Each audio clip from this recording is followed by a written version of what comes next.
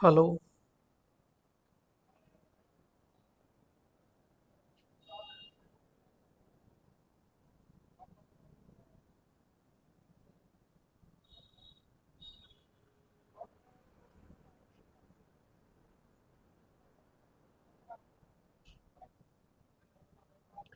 Hello.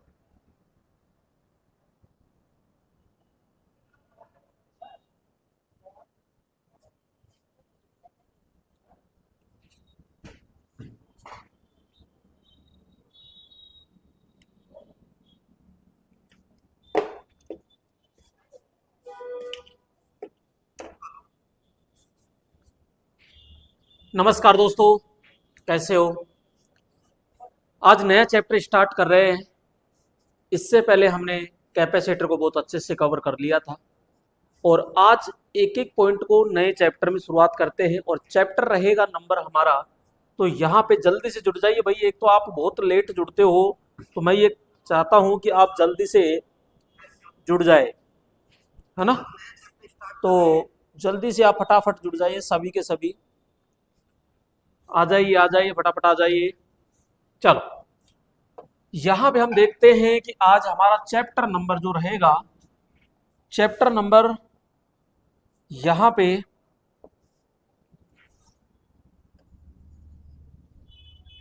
15 number chapter रहेगा। और जो 15 नंबर चैप्टर है वो मेरे प्यारे दोस्तों यहाँ पे कौन सा रहेगा, तो हम बात करेंगे यहाँ पे एसी थ्योरी। यहाँ पे जो चैप्टर रहेगा हमारा एसी थ्योरी, यानी कि एसी सिद्धांत। और एक एक पॉइंट को बहुत अच्छे से कवर करना है, एक एक पॉइंट को इसमें समझना है। एसी सिद्धांत, इससे पहले हमने दोस्तों काफी चैप्टर कंप्लीट किए थे और वहां पे डीसी थ्योरी भी दोस्तों हमने चैप्टर पढ़ लिया था। और आज हम स्टार्ट कर रहे हैं एसी थ्योरी। तो यहाँ पे एसी थ्योरी के बारे में एक एक पॉइंट 14 चैप्टर कंप्लीट हो चुके हैं और आज चैप्टर नंबर रहेगा 15 नंबर। यहाँ पे मेरे दोस्तों सबसे पहले हम ये देखेंगे कि हमारे यहाँ पर जो एसी है और एक है हमारे पास में डीसी, यानी एसी और डीसी में क्या क्या अंतर होते हैं, उस अंतर को एक एक करते हुए हम देखते हैं। सबसे पहले हम कहते हैं भैया यहाँ पे कि एसी का जो पूरा नाम होता है वो बोलो क्या होता है, तो हम कहते हैं अल्टरनेटिंग करंट होता है एसी का पूरा नाम। हिंदी में बोले तो प्रत्यावर्ती धारा होता है। क्या होता है? प्रत्यावर्ती धारा होता है। जबकि डीसी का दोस्तों पूरा जो नाम होता है वो दिष्ट धारा होता है, यानी कि डायरेक्ट करंट होता है। क्या हो जाएगा? डायरेक्ट करंट होता है। क्लियर यहाँ पे जी? तो यहाँ पे नेक्स्ट यहाँ पे हम ये देख रहे हैं कि जो एसी होती है, एसी की परिभाषा क्या है, तो हम सीधा कहते हैं कि वह धारा जिसका मान, जी हाँ, क्या मान और प्रवाह दिशा जो होती है वो एक निश्चित दर पर परिवर्तित होती है। दर का मतलब होता है समय। तो मैं ये कहूंगा, देखो ध्यान से, कि यहाँ पे ये ऊपर गए तो मान बढ़ा, मान बढ़ा और घट भी गया। अब मैं नीचे की तरफ आ रहा हूं तो बोलो दिशा हुई कि नहीं हुई? ये दिशा, यानी पॉजिटिव में भी है नेगेटिव में भी है। यहाँ जीरो से स्टार्ट हुआ और हम पॉजिटिव ऊपर तक गए यहाँ पे, तो ये धनात्मक भी हुआ, ऋणात्मक भी हुआ और कम ज्यादा भी हुआ। तो इसका मान और दोस्तों दिशा है वो ये समय है, और इस समय के साथ साथ निरंतर परिवर्तित होता रहता है। तो बोलो वो क्या कहलाएगी? तो प्रत्यावर्ती धारा कहलाती है। अरे बोलो क्या कहलाएगी? प्रत्यावर्ती धारा कहलाती है। यहाँ पे हम कहेंगे कि वह धारा जिसकी प्रवाह दिशा नियत रहती है। प्रवाह दिशा क्या रहे? नियत रहती है, लेकिन मान बदल सकता है। मैंने कहा है बदल सकता है, यानी नियत भी रह सकता है और बदल भी सकता है। तो बोलो वो क्या कहलाती है? दिष्ट धारा कहलाती है। लेकिन ध्यान रखना मेरे दोस्तों, यहां पे मैं आपसे ये कहूंगा कि भैया यहां पे मैं ये कहूंगा, जैसे कि मैंने लिखा धारा का, धारा का मान व दिशा, दोनों नियत हो, दोनों नियत हो तो वह क्या कहलाएगी? तो वो दोस्तों शुद्ध डीसी कहलाती है। क्या कहलाएगी? शुद्ध डीसी कहलाती है, शुद्ध डीसी कहलाती है। लेकिन ध्यान रखना, यहां पे हम ये भी तो कहते हैं कि भैया ये, अरे तो ये है तो ये तो पल्सेटिंग है, लेकिन इसमें मान चेंज हुआ कि नहीं हुआ?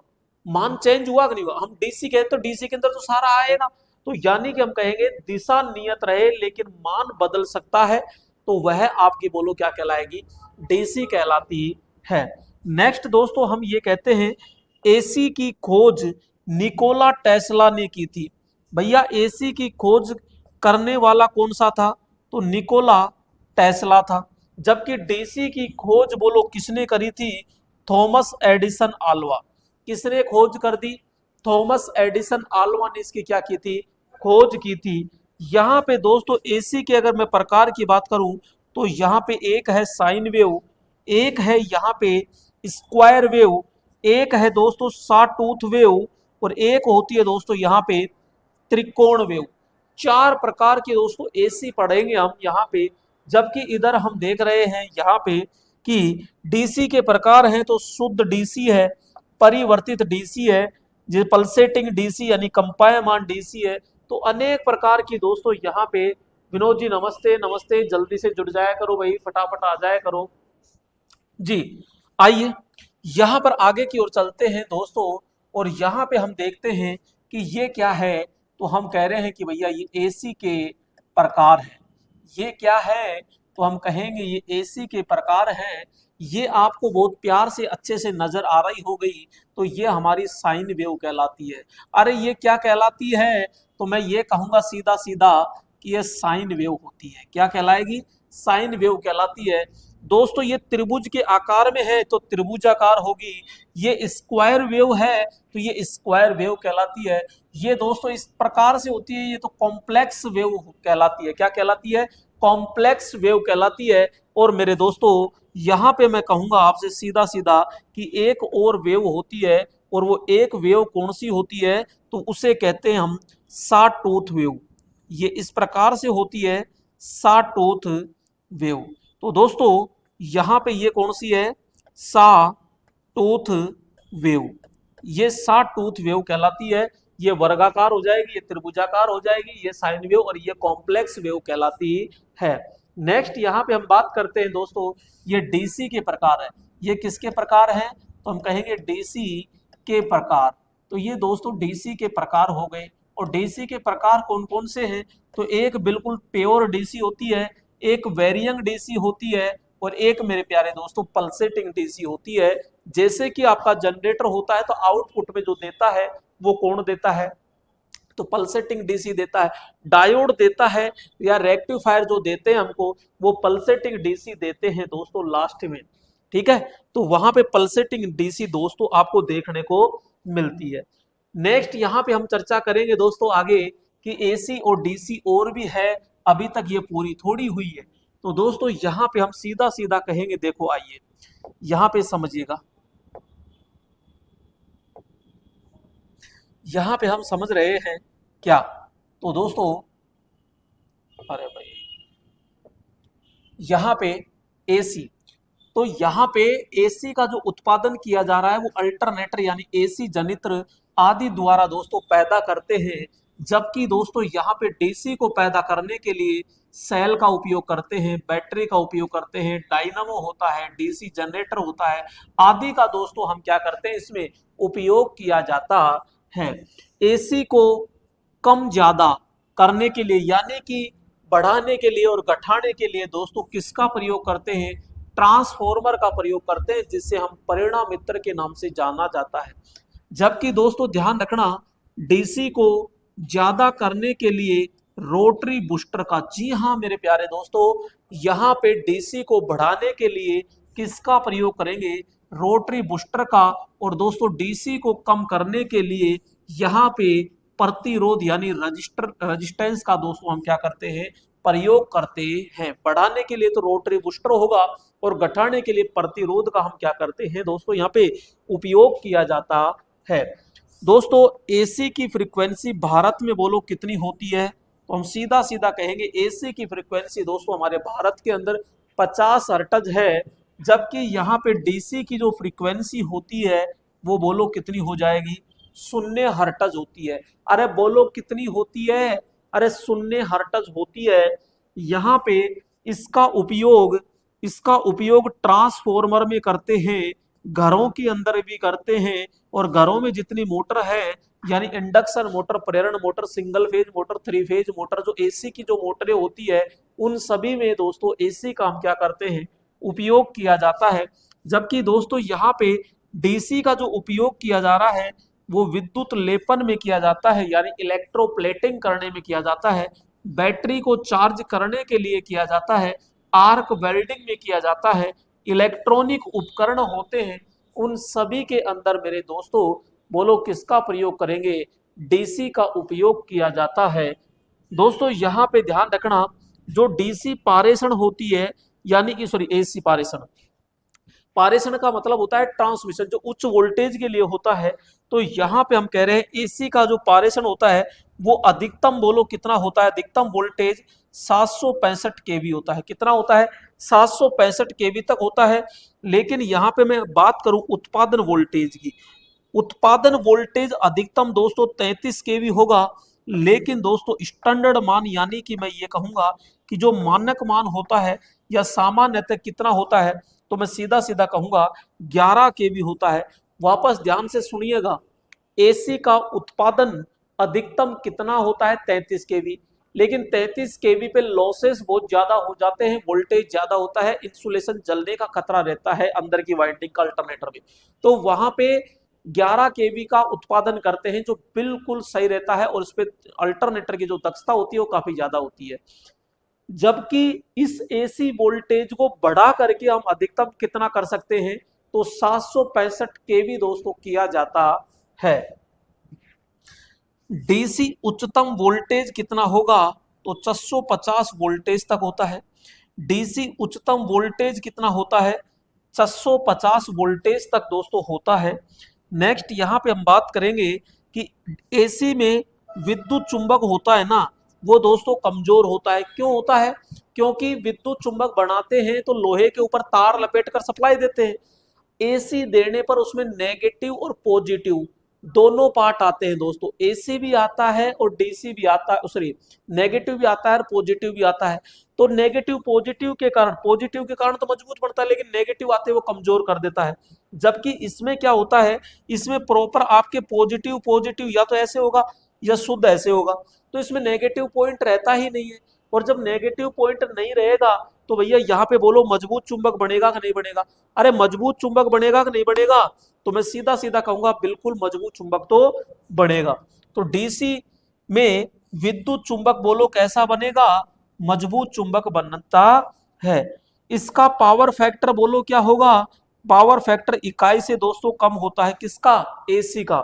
जबकि दोस्तों डीसी का जो पावर फैक्टर होता है हमेशा क्या होता है, इकाई होता है, हमेशा क्या होगा, इकाई होता है। नेक्स्ट दोस्तों हम आगे चर्चा करते हैं, और भी है अभी एसी डीसी के। तो यहाँ तार में अधिक यानी जो केबल बनाते हैं तो तार के ऊपर दोस्तों इंसुलेशन होता है, वो इंसुलेशन की मात्रा क्या होगी, अधिक होगी, क्योंकि हमको पता है कि यहाँ पे एसी का वोल्टेज बहुत ज्यादा होता है जबकि डीसी का वोल्टेज कम होता है। तो डीसी के अंदर जो तार होते हैं उस पर अधिक इंसुलेशन की दोस्तों आवश्यकता नहीं होती, यानी कम इंसुलेशन पे भी इसकी पार पड़ जाती है। एसी को दोस्तों डीसी में बदलना है, एसी को किस में चेंज करना है, डीसी में बदलने के लिए दोस्तों यहाँ पे ओसिलेटर, ओसिलेटर बोले तो दोस्तों यहाँ पे सीधा सीधा कहेंगे 2 लित्र, किसमें 2 लित्र होता है। इन्वर्टर, यहाँ पे रोटरी कन्वर्टर है, यहाँ पे दोस्तों कम्यूटेटर आदि का प्रयोग किया जाता है। दोस्तों ध्यान रखना, रोटरी कन्वर्टर और जो कम्यूटेटर है ये दोनों काम करता है, एसी को डीसी में और डीसी को एसी में बदलता है। अब हम कर रहे हैं एसी को डीसी में बदलना है, कि भैया यहाँ पे डीसी के अंदर बदलना है, तो एसी को डीसी में बदलने के लिए डायोड का प्रयोग किया जाता है। और डायोड के रूप में दोस्तों यहाँ पे दिष्टकारी यानी रेक्टिफायर भी हम प्रयोग करते हैं। रोटरी कन्वर्टर है, दिष्टकारी आ गया, mg सेट आ गया, कम्यूटेटर आ गया, आदि का दोस्तों हम क्या करते हैं, बोलो उपयोग करते हैं। नेक्स्ट हम कह रहे हैं एसी को स्टोर नहीं किया जा सकता। जी हाँ, एसी को दोस्तों स्टोर नहीं कर सकते, लेकिन दोस्तों यहाँ पे मैं कहूंगा कि डीसी को आसानी से क्या किया जाता है, स्टोर किया जाता है। भैया डीसी को क्या किया जा सकता है, अरे सेल बैटरी में स्टोर कर सकते हैं कि नहीं कर सकते, लेकिन एसी को कर सकते हैं कर नहीं, क्योंकि उसमें नेगेटिव पॉइंट होता है और नेगेटिव पॉइंट के कारण दोस्तों वहां पे कभी भी हम स्टोर नहीं कर पाते हैं। इसमें धारा घनत्व परिवर्तित होता है, एसी के अंदर तो धारा घनत्व परिवर्तित होता है, यानी जे बराबर आई बटा क्या होता है, ए होता है, और इसमें धारा घनत्व दोस्तों परिवर्तित बिल्कुल भी नहीं होता है, बिल्कुल क्या होता है, नियत होता है।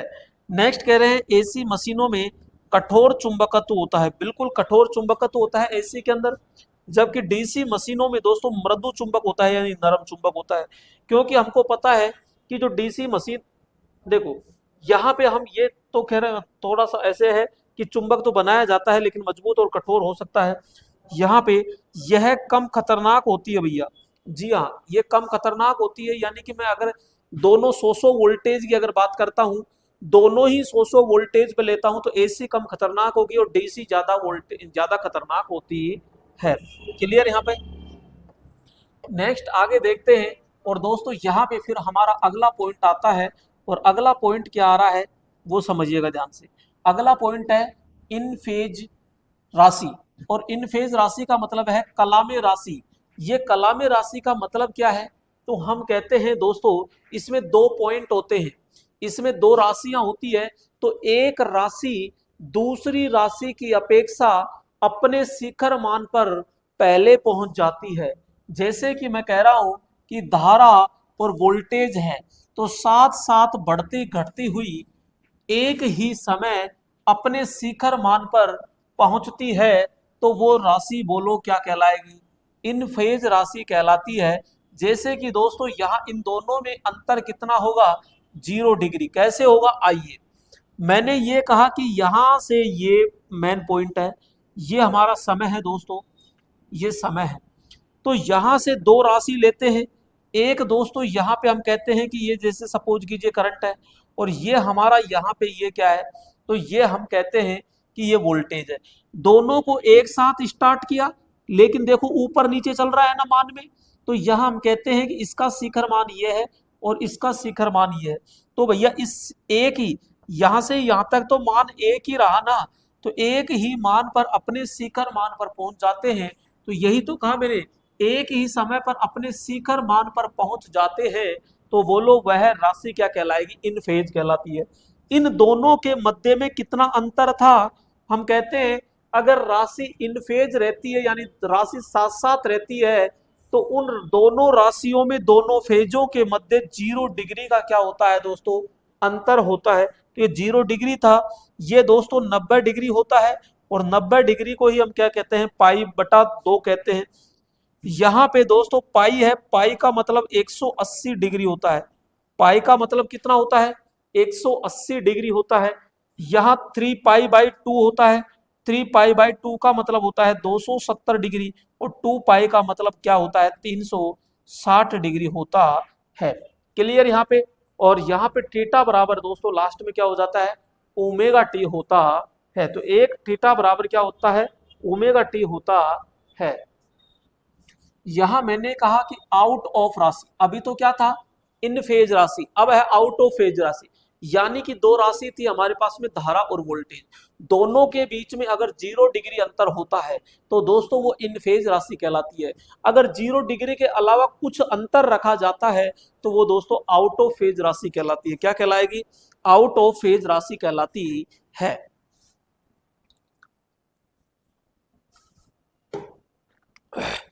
तो वो क्या कहलाएगी, आउट ऑफ फेज राशि कहलाती है।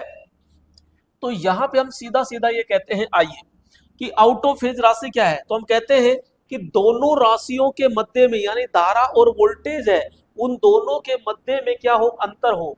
तो यहाँ पे कहते हैं, देखो यहाँ पे हमने कहा धारा और वोल्टेज, धारा और वोल्टेज साथ साथ बढ़ती घटती हुई कुछ डिग्री का अंतर, यानी कुछ अंश कह दो चाहे डिग्री कह दो, कुछ अंशों के अंतर पर अपने शिखर मान पर अगर पहुंच जाती है ना, तो वह आउट ऑफ फेज राशि कहलाती है। क्या कहलाएगी?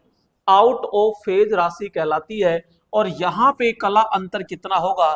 तो मैं कहूंगा थीटा डिग्री होता है, यानी थीटा कोण होगा ही होगा, कुछ ना कुछ होगा।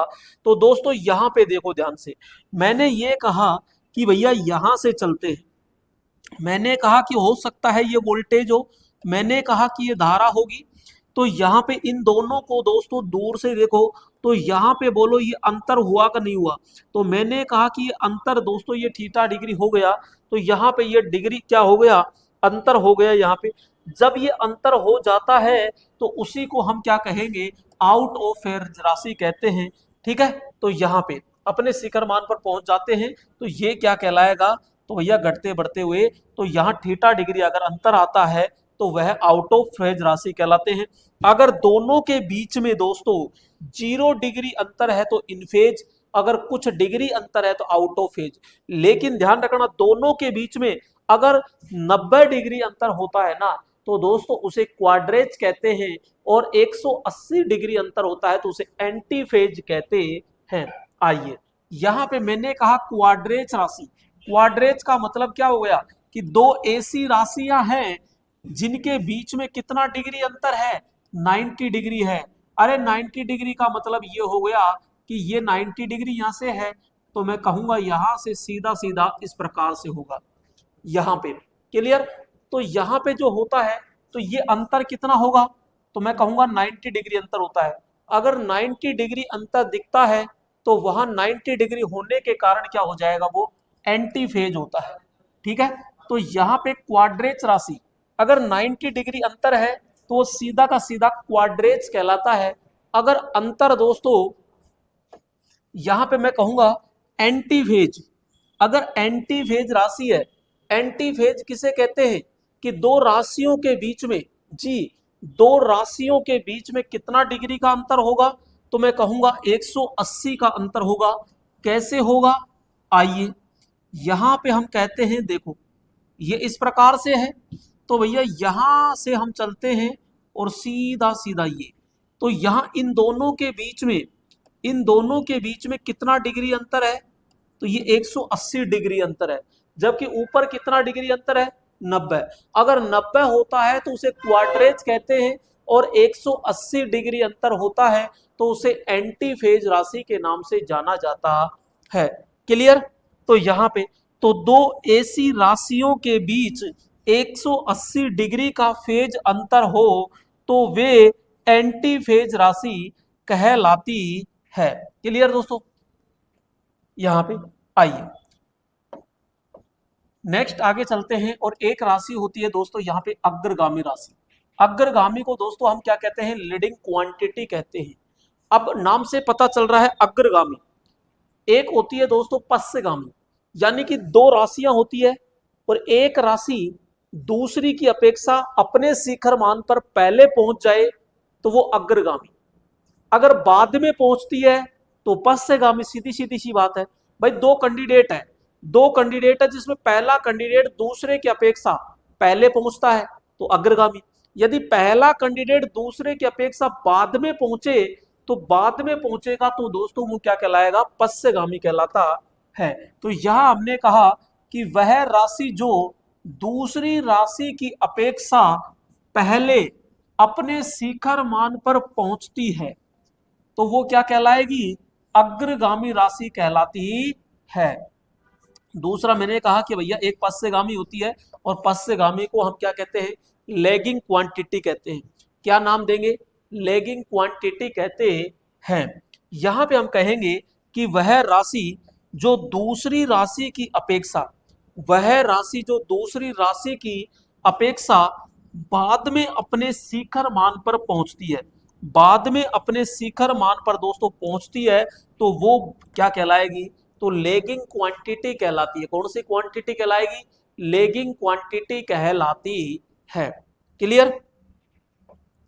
नेक्स्ट हम कहते हैं, आइए यहां पे तरंग दैर्घ्य यानी कि वेवलेंथ। तरंग दैर्घ्य यानी कि वेवलेंथ क्या है दोस्तों? सीधा सा हम ये समझते हैं कि यहाँ पे हमारे पास में ये है, तो दोस्तों इसको और थोड़ा सा आगे बढ़ा दीजिए। तो यहाँ पे दोस्तों यहाँ पे ये शीर्ष मान है और एक शीर्ष मान ये है। इन दोनों शीर्ष मान के मध्य का जो ये गैप कहलाता है, गैप होता है, यही दोस्तों क्या कहलाएगा, तरंग दैर्घ्य यानी कि वेवलेंथ कहलाता है। तो यहाँ पे जो वेवलेंथ होता है ना, इसके प्रतीक को किससे दर्शाया जाता है, तो लैम्बडा से दर्शाया जाता है।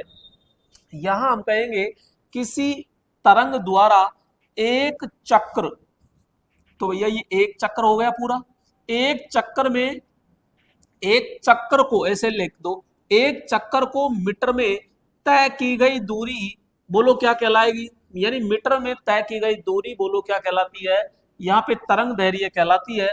दोस्तों इसकी दूसरी परिभाषा क्या हो जाएगी, दूसरी परिभाषा हम समझते हैं, किसी तरंग के एक शीर्ष, एक शीर्ष का मतलब ये, दूसरे शीर्ष, दूसरा शीर्ष का मतलब ये हो जाएगा, दूसरा शीर्ष के मध्य की दोस्तों दूरी क्या कहलाएगी, तरंग दैर्घ्य कहलाती है। यानी कि एक चक्कर का शीर्ष और दूसरे चक्कर का जो शीर्ष होता है, दोनों शीर्षों के मध्य की दोस्तों दूरी क्या कहलाएगी, बोलो सीधा सीधा क्या कहलाएगी, तो सीधा हम कहते हैं कि भैया यहाँ पे आपका तरंग दैर्घ्य कहलाती है। नेक्स्ट दोस्तों इसको बोलो किससे मापा जाता है, तो हम कहते हैं, सॉरी प्रतीक क्या है इसका, लैम्बडा, तो लैम्बडा से दर्शाते हैं। लेकिन इसका जो मात्रक होता है वो बोलो मात्रक क्या हो जाएगा, मीटर होता है। और एक मात्रक होता है दोस्तों इसका एंगस्ट्रम होता है। एंगस्ट्रम को दोस्तों यहाँ ए और ए के ऊपर दोस्तों क्या लगाते हैं, ये बिंदी डॉट लगाते हैं, तो ये एंगस्ट्रम होता है। यहाँ पे ध्यान रखना लैम्बडा बराबर होता है कि v बटा एफ, लैम्बडा बराबर क्या हो जाएगा, v बटा एफ होता है। तो v बराबर धारा का वेग हो जाएगा, यहाँ पे दोस्तों v बराबर क्या हो जाएगा, यहाँ वेग हो जाएगा, f का मतलब दोस्तों यहाँ पे क्या हो जाएगा, सॉरी f का मतलब क्या हो जाएगा, तो मैं कहूंगा दोस्तों यहाँ पे फ्रीक्वेंसी होता है, क्या हो जाएगा, फ्रीक्वेंसी होता है, ठीक है। और यहाँ पे लैम्बडा बराबर तो दोस्तों क्या हो जाएगा, तरंग दैर्घ्य होता है। यहाँ पे देखो दोस्तों, यहाँ पे हम सीधा सीधा कहते हैं कि एंगस्ट्रम, दोस्तों एक एंगस्ट्रम, एक एंगस्ट्रम बराबर होता है 10 की पावर माइनस 10 मीटर। जी हाँ, एक एंगस्ट्रम बराबर क्या होता है, 10 की पावर माइनस 10 मीटर होता है। जबकि दोस्तों एक एंगस्ट्रम बराबर अगर मैं सेंटीमीटर में लेता हूं, तो मीटर को सेंटीमीटर में बदलने के लिए 100 से इंटू करते हैं तो 2 जीरो हो जाती है। और ये कितनी जीरो है, 10 जीरो है, लेकिन माइनस में है, ये प्लस की 2 है, तो ये कट जाएगी, बचेगी कितनी, 8 बचती है। तो एक एंगस्ट्रम बराबर सेंटीमीटर में पूछे तो 10 की पावर माइनस 8, और मीटर में पूछे तो 10 की पावर माइनस कितनी होती है, 10 मीटर होती है। तो एक मीटर बराबर 10 की पावर 10 क्या होगा, एंगस्ट्रम होता है। और एक सेंटीमीटर बराबर एंगस्ट्रम कितना होगा, तो 10 की पावर क्या होता है, 8 होता है। नेक्स्ट दोस्तों हम बात करते हैं यहाँ पे साइन वेव, साइन वेव बोल दो या ज्यावक्रीय तरंग कह दीजिए, साइनासोडल कह दीजिए।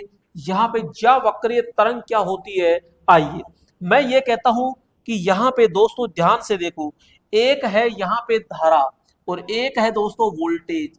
इस धारा और वोल्टेज के बीच में दोस्तों यहाँ पे फेज कोण होते हैं, और फेज कोण के ज्यामान, ये ज्यामान क्या होते हैं, तो मैं ये कहता हूं दोस्तों यहाँ इस प्रकार से है, ये जैसे धारा और वोल्टेज है, इसके बीच में दोस्तों मैं ये कहता हूं कि एक कोण ये बना, यहाँ पे धारा और ये वोल्टेज, मैं कहता हूं इन दोनों को जब आगे बढ़ाया तो यहाँ पे एक कोण ये बना, ठीक है। आगे बढ़ाया तो यहाँ पे मैंने कहा कि एक कोण जैसे ये बना, इसका इस प्रकार से ये एक कोण सपोज करो, ये जब मैंने इसको मिलाया तो दोस्तों ये ऐसे बनाई हो, तो ये चक्कर ऐसे बना और फिर नीचे भी गया। तो ये दोस्तों ये जो ग्राफ बना है यही क्या कहलाता है, साइन वेव कहलाता है। यानी कि धारा व वोल्टेज के फेज कोण, यानी दोनों के बीच में जो ज्या कोण प्राप्त हुआ, जो साइन वेव प्राप्त यानी ज्या कोण प्राप्त होता है, उस ज्या कोण का समय अक्ष पर, यानी कि ये टी है दोस्तों, ये क्या है, टी है, तो इस समय अक्ष पर तैयार किया गया जो वक्र है, उस वक्र को ही बोलो हम क्या नाम देंगे, साइन वेव कहते हैं। यानी ग्राफ है, ग्राफ के ऊपर दोस्तों धारा और वोल्टेज के जो ज्या मान होते हैं उनके द्वारा एक ग्राफ बनाया गया, एक वक्र बनाया गया, उस वक्र को ही हम क्या कहते हैं, साइन वेव के नाम से जानते हैं। इसका उपयोग दोस्तों जनरेटर या फिर हम कहते हैं अल्टरनेटर में उत्पन्न एसी वोल्टेज, जी हाँ, जनरेटर अल्टरनेटर में उत्पन्न एसी वोल्टेज तरंग के रूप में होता है। किसके रूप में होगा? तरंग के रूप में होता है। तो यहाँ पे सीधा सीधा सा कहते हैं कि जो ये आपको दिख रहा है, ये दोस्तों आपको क्या दिखाई देगा? तो ये साइन वेव होता है। कौन सा वेव हो जाएगा? ये पूरा का पूरा ये साइन वेव होता है। तो यहाँ पे ये 0 डिग्री होता है, ये आपका 90 डिग्री होता है, ठीक है, यानी π/2। यहाँ पे 180 डिग्री होता है, ये 270 डिग्री होता है, और ये 360 डिग्री होता है, यानी 2π बराबर कितना होता है? 360 डिग्री होता है। क्वेश्चन क्या कह रहा है कि दोलक जो साइनसाइडल आउटपुट उत्पन्न करता है तो उसे क्या कहते हैं? तो भाई उसे कहेंगे क्या? तो लयबद्ध दोलक कहलाएंगे। तो यहाँ पे रिलेक्शन दोलक कहलाएंगे, फीडबैक दोलक कहलाएंगे, अवमंदित दोलक कहलाएंगे, और यहाँ ब्लॉकिंग दोलक कहलाएंगे। तो दोस्तों यहाँ पे दोस्तों दोलक जो साइनसोइडल आउटपुट उत्पन्न करते हैं वो क्या कहलाता है? तो हम कहेंगे वो लयबद्ध, यानी कि तुरंत निरंतर जो चल रहा है वो लयबद्ध क्या कहलाते हैं? दोलक कहलाते हैं। क्लियर? तो यहाँ पे राइट ऑप्शन क्या हो जाएगा दोस्तों? ए हो जाता है। चक्कर की बात करते हैं तो चक्कर क्या होता है? तो नॉर्मल हमने कहा कि भैया चक्कर क्या होता है कि देखो धीरे धीरे हमारा मान बढ़ रहा था, ये मान बढ़ गया और ये घट गया, और फिर यहाँ पे नीचे धारा की यानी दिशा में गए तो ये दिशा, तो पूर्ण परिवर्तन होता है। तो पूर्ण परिवर्तन के द्वारा ही दोस्तों क्या बनता है? एक चक्कर कहलाता है। तो किसी भी प्रत्यावर्ती राशि के मान हो गया और दिशा, तो मान और दिशा एक पूर्ण परिवर्तन करते हैं तो वो बोलो क्या कहलाएगा? चक्कर, यानी कि एक साइकिल कहलाता है। तो ये पूरा का पूरा एक क्या कहलाएगा भैया? चक्कर कहलाता है। एसी एक चक्कर में बोलो कितना डिग्री बनाता है? 360 डिग्री, यानी कि 2π का क्या बनाता है? पूरा कोण पूर्ण करता है। फ्रीक्वेंसी जो है वो आवर्तकाल दोनों एक दूसरे के विलोम अनुपाती होते हैं।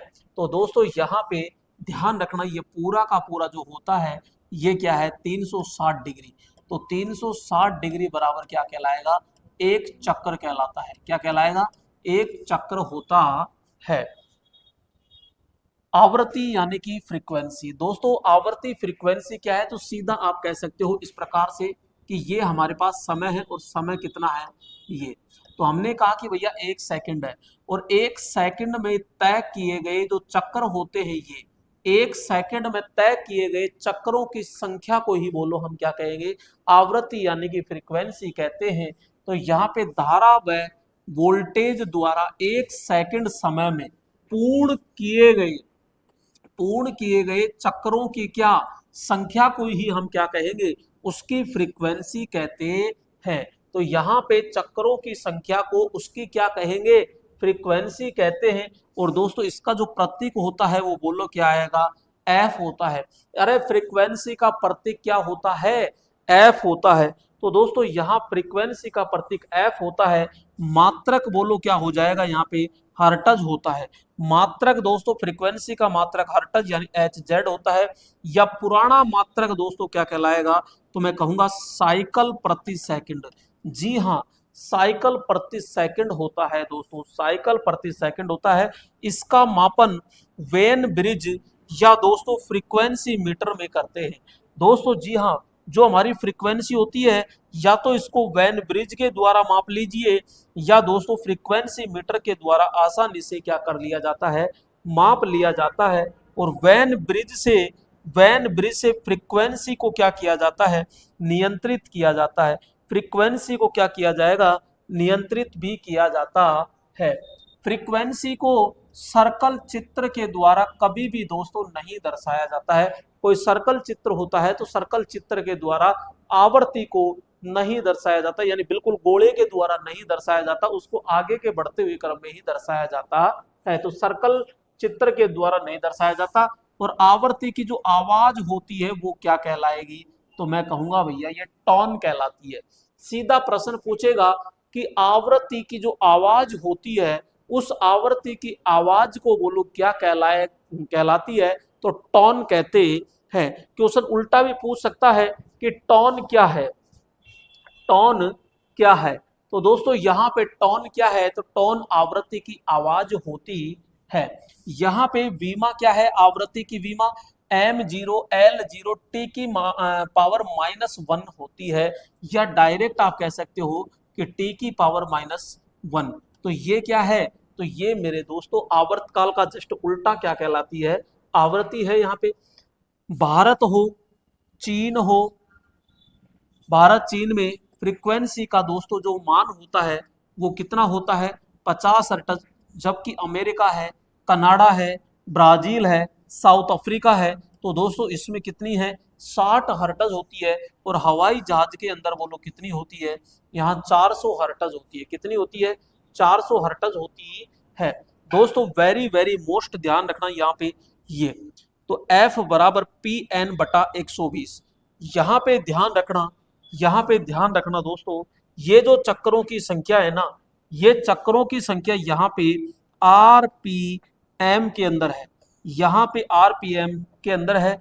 अगर दोस्तों यहाँ पे RPS लिखा मिले, यानी एक क्वेश्चन ऐसे भी बनेगा PN/2, ठीक है। लेकिन यहाँ पे ये जो N है ना, ये किस में होगा, ये RPS के अंदर होगा, यानी कि रिवोल्यूशन पर सेकंड होता है। तो दोस्तों ये चीज ध्यान रखना, यहाँ पे ये जो N होगा वो ये होगा, और यहाँ पे जो P होता है वो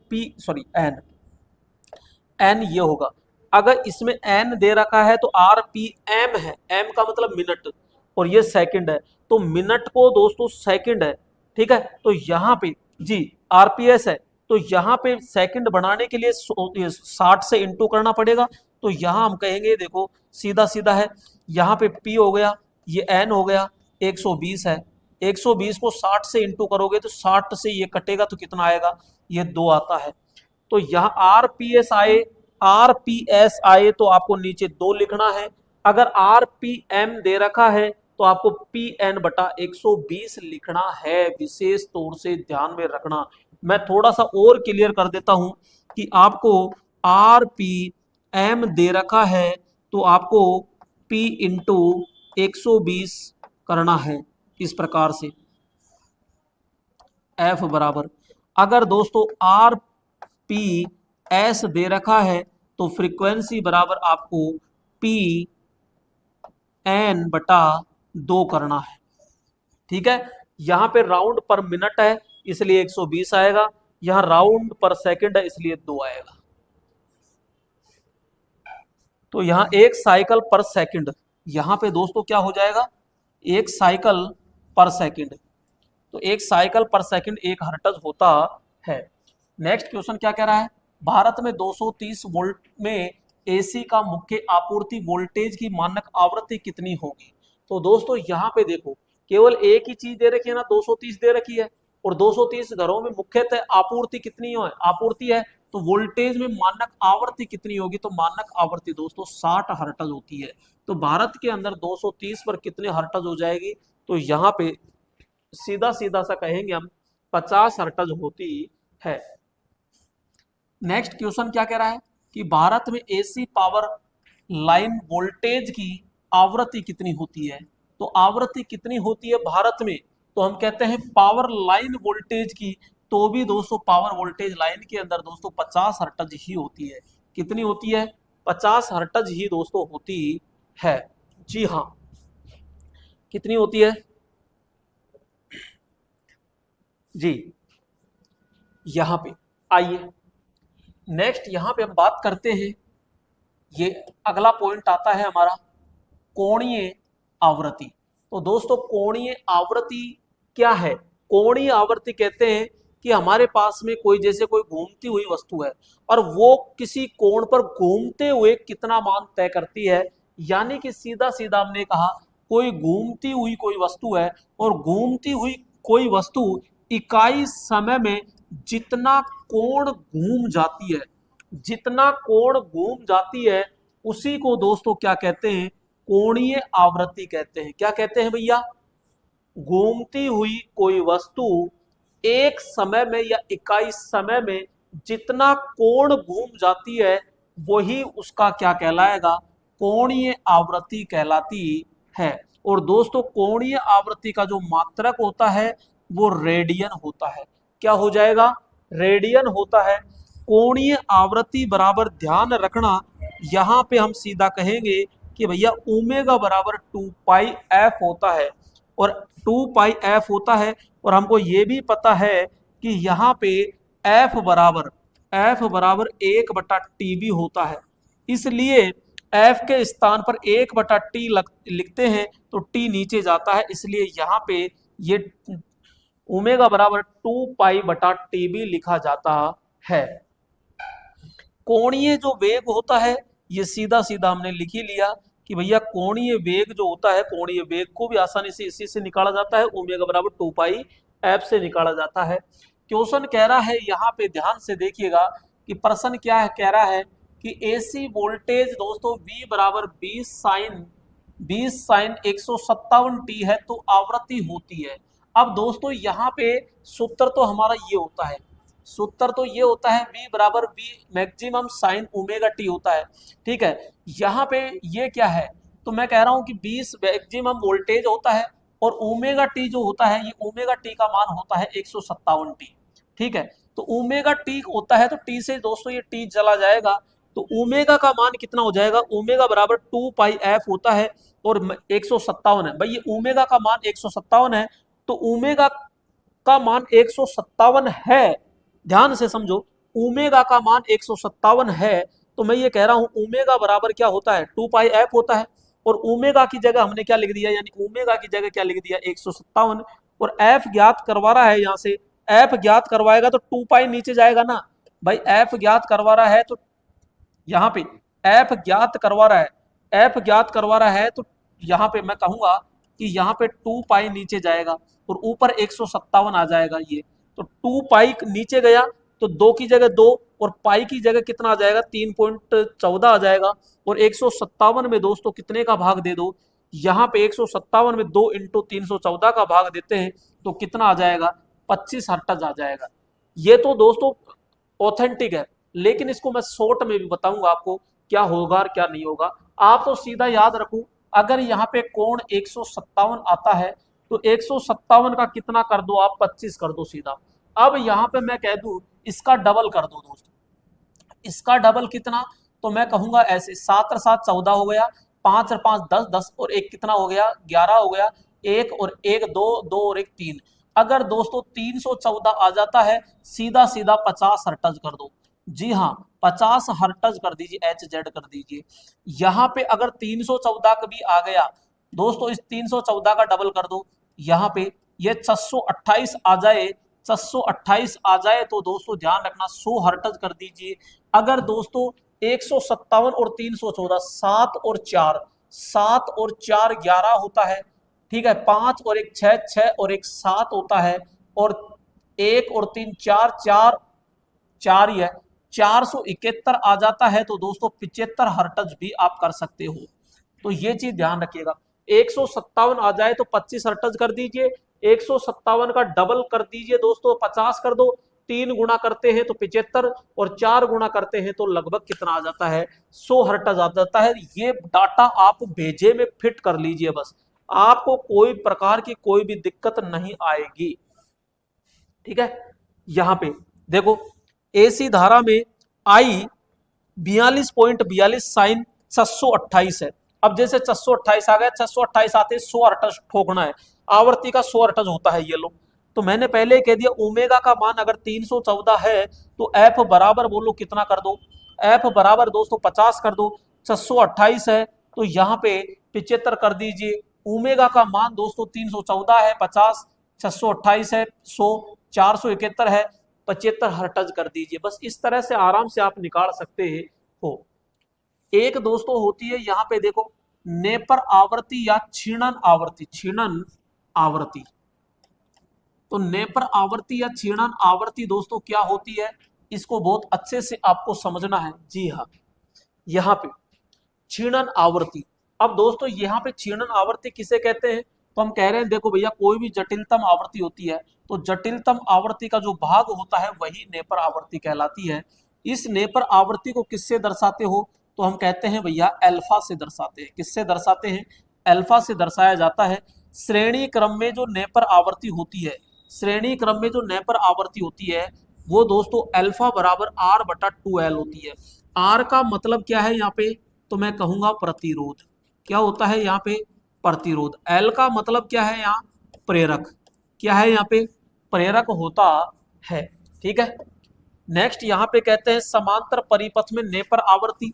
तो दोस्तों यहाँ पे देखो, यहाँ पे अल्फा बराबर, तो दोस्तों इस सी का मतलब क्या है, सी का मतलब कैपेसिटर है या कैपेसिटेंस, कैपेसिटेंस तो यानी कि धारिता। तो दोस्तों सी का मतलब कैपेसिटेंस, आर का मतलब रेजिस्टेंस यानी कि प्रतिरोध, एल का मतलब इंडक्टेंस यानी प्रेरकत्व होता है। तो यहाँ आर बटा 2L हो जाएगा, यहाँ 1 बटा 2RC होता है किसमें, तो मैं कहूंगा समांतर परिपथ में। और श्रेणी परिपथ में आ जाए तो आर बटा 2L करना है, समांतर में 1 बटा 2RC करना है। आवर्तकाल। अब दोस्तों यहाँ आवर्तकाल की हम बात कर रहे हैं। आवर्तकाल कह दो, यहाँ अवधि काल कह दो, समय काल कह दो, समया अवधि कह दो, समय अंतराल कह दीजिए। दोस्तों अलग अलग नामों से जाना जाता है। हम क्या करते हैं, ज्यादातर एक ही नाम रट के काम चलाने की कोशिश करते हैं। भाई साहब एक नाम से पार नहीं पड़ेगी, कभी भी पार नहीं पड़ेगी। आपको ज्यादा से ज्यादा मान ज्ञात करने पड़ेंगे, ज्यादा से ज्यादा नाम याद रखने पड़ेंगे। भाई साहब एग्जामिनर कैसे भी आपको घुमा सकता है। तो यहाँ पे आवर्त काल होगा, इसी को अवधिक काल कहते हैं। अवधिक काल का मतलब समय यानी अवधिक काल, इसी को समय काल कहते हैं, इसी को समया अवधि कहते हैं, इसी को समय अंतराल कहते हैं, और इंग्लिश में बोले तो पीरियोडिक टाइम कहते हैं। जी हाँ, पीरियोडिक टेबल अलग है, पीरियोडिक टाइम है ये।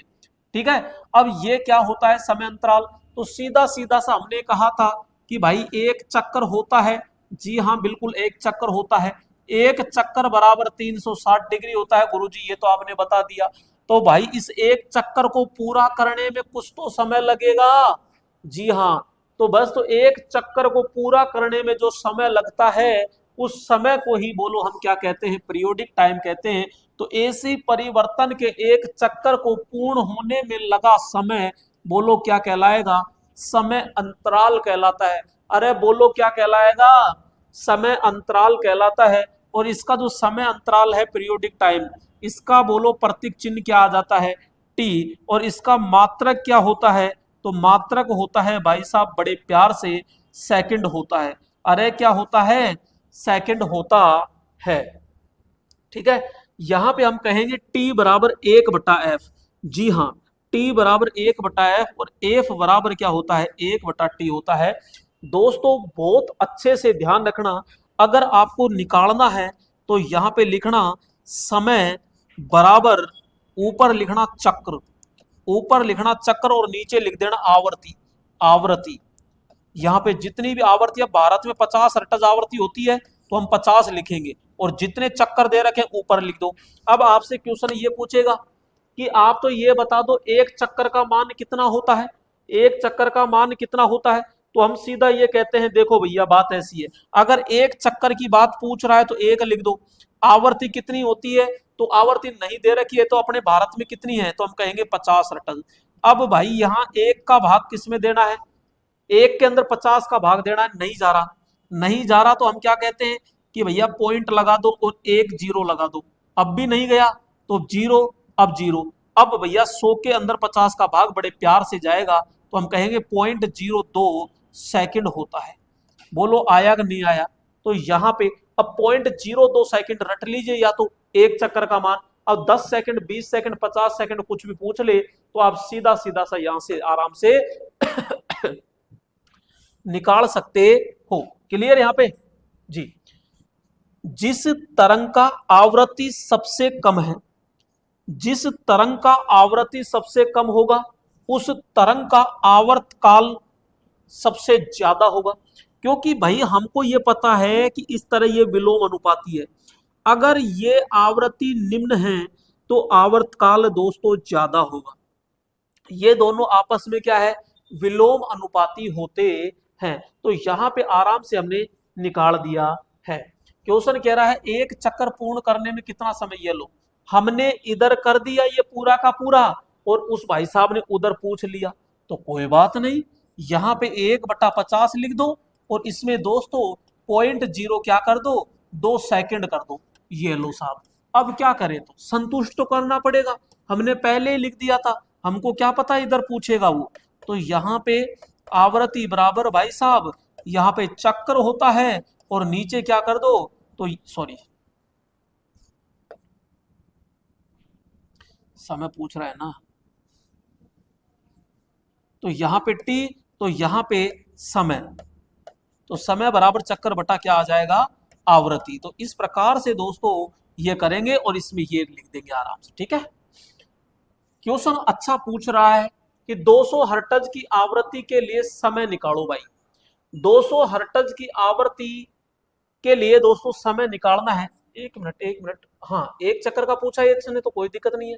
यहाँ पे आपसे पूछ रहा है 200, तो भाई समय पूछ रहा है तो समय बराबर 1 बटा क्या होती है, एफ होता है कि नहीं होता है, होता है तो ठोक दो ना, इसमें चक्करों का नहीं पूछ रहा। इसमें तो ये कह रहा है कि मेरे पास में 200 हर्ट्ज है, आवर्ती के लिए समय अवधि कितनी होगी, तो यानी लगभग वो एक चक्कर का ही निकल के आता है जब नहीं दिया होता है। तो यहाँ पे हम कहते हैं 1/f कितना है, 200 है।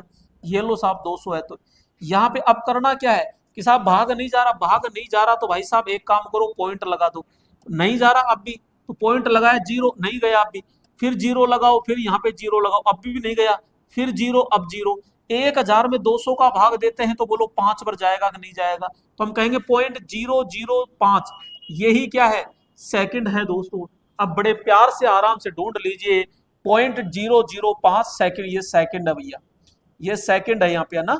तो यहाँ पे ये आपका बड़े प्यार से आराम से मिल गया, ये ठोक दीजिए, यानी 0.005, और ये आराम से मिल गया। तो बस इसी प्रकार से आपको क्या करना है, एग्जाम में भी करना है जी, बिल्कुल बिल्कुल बिल्कुल।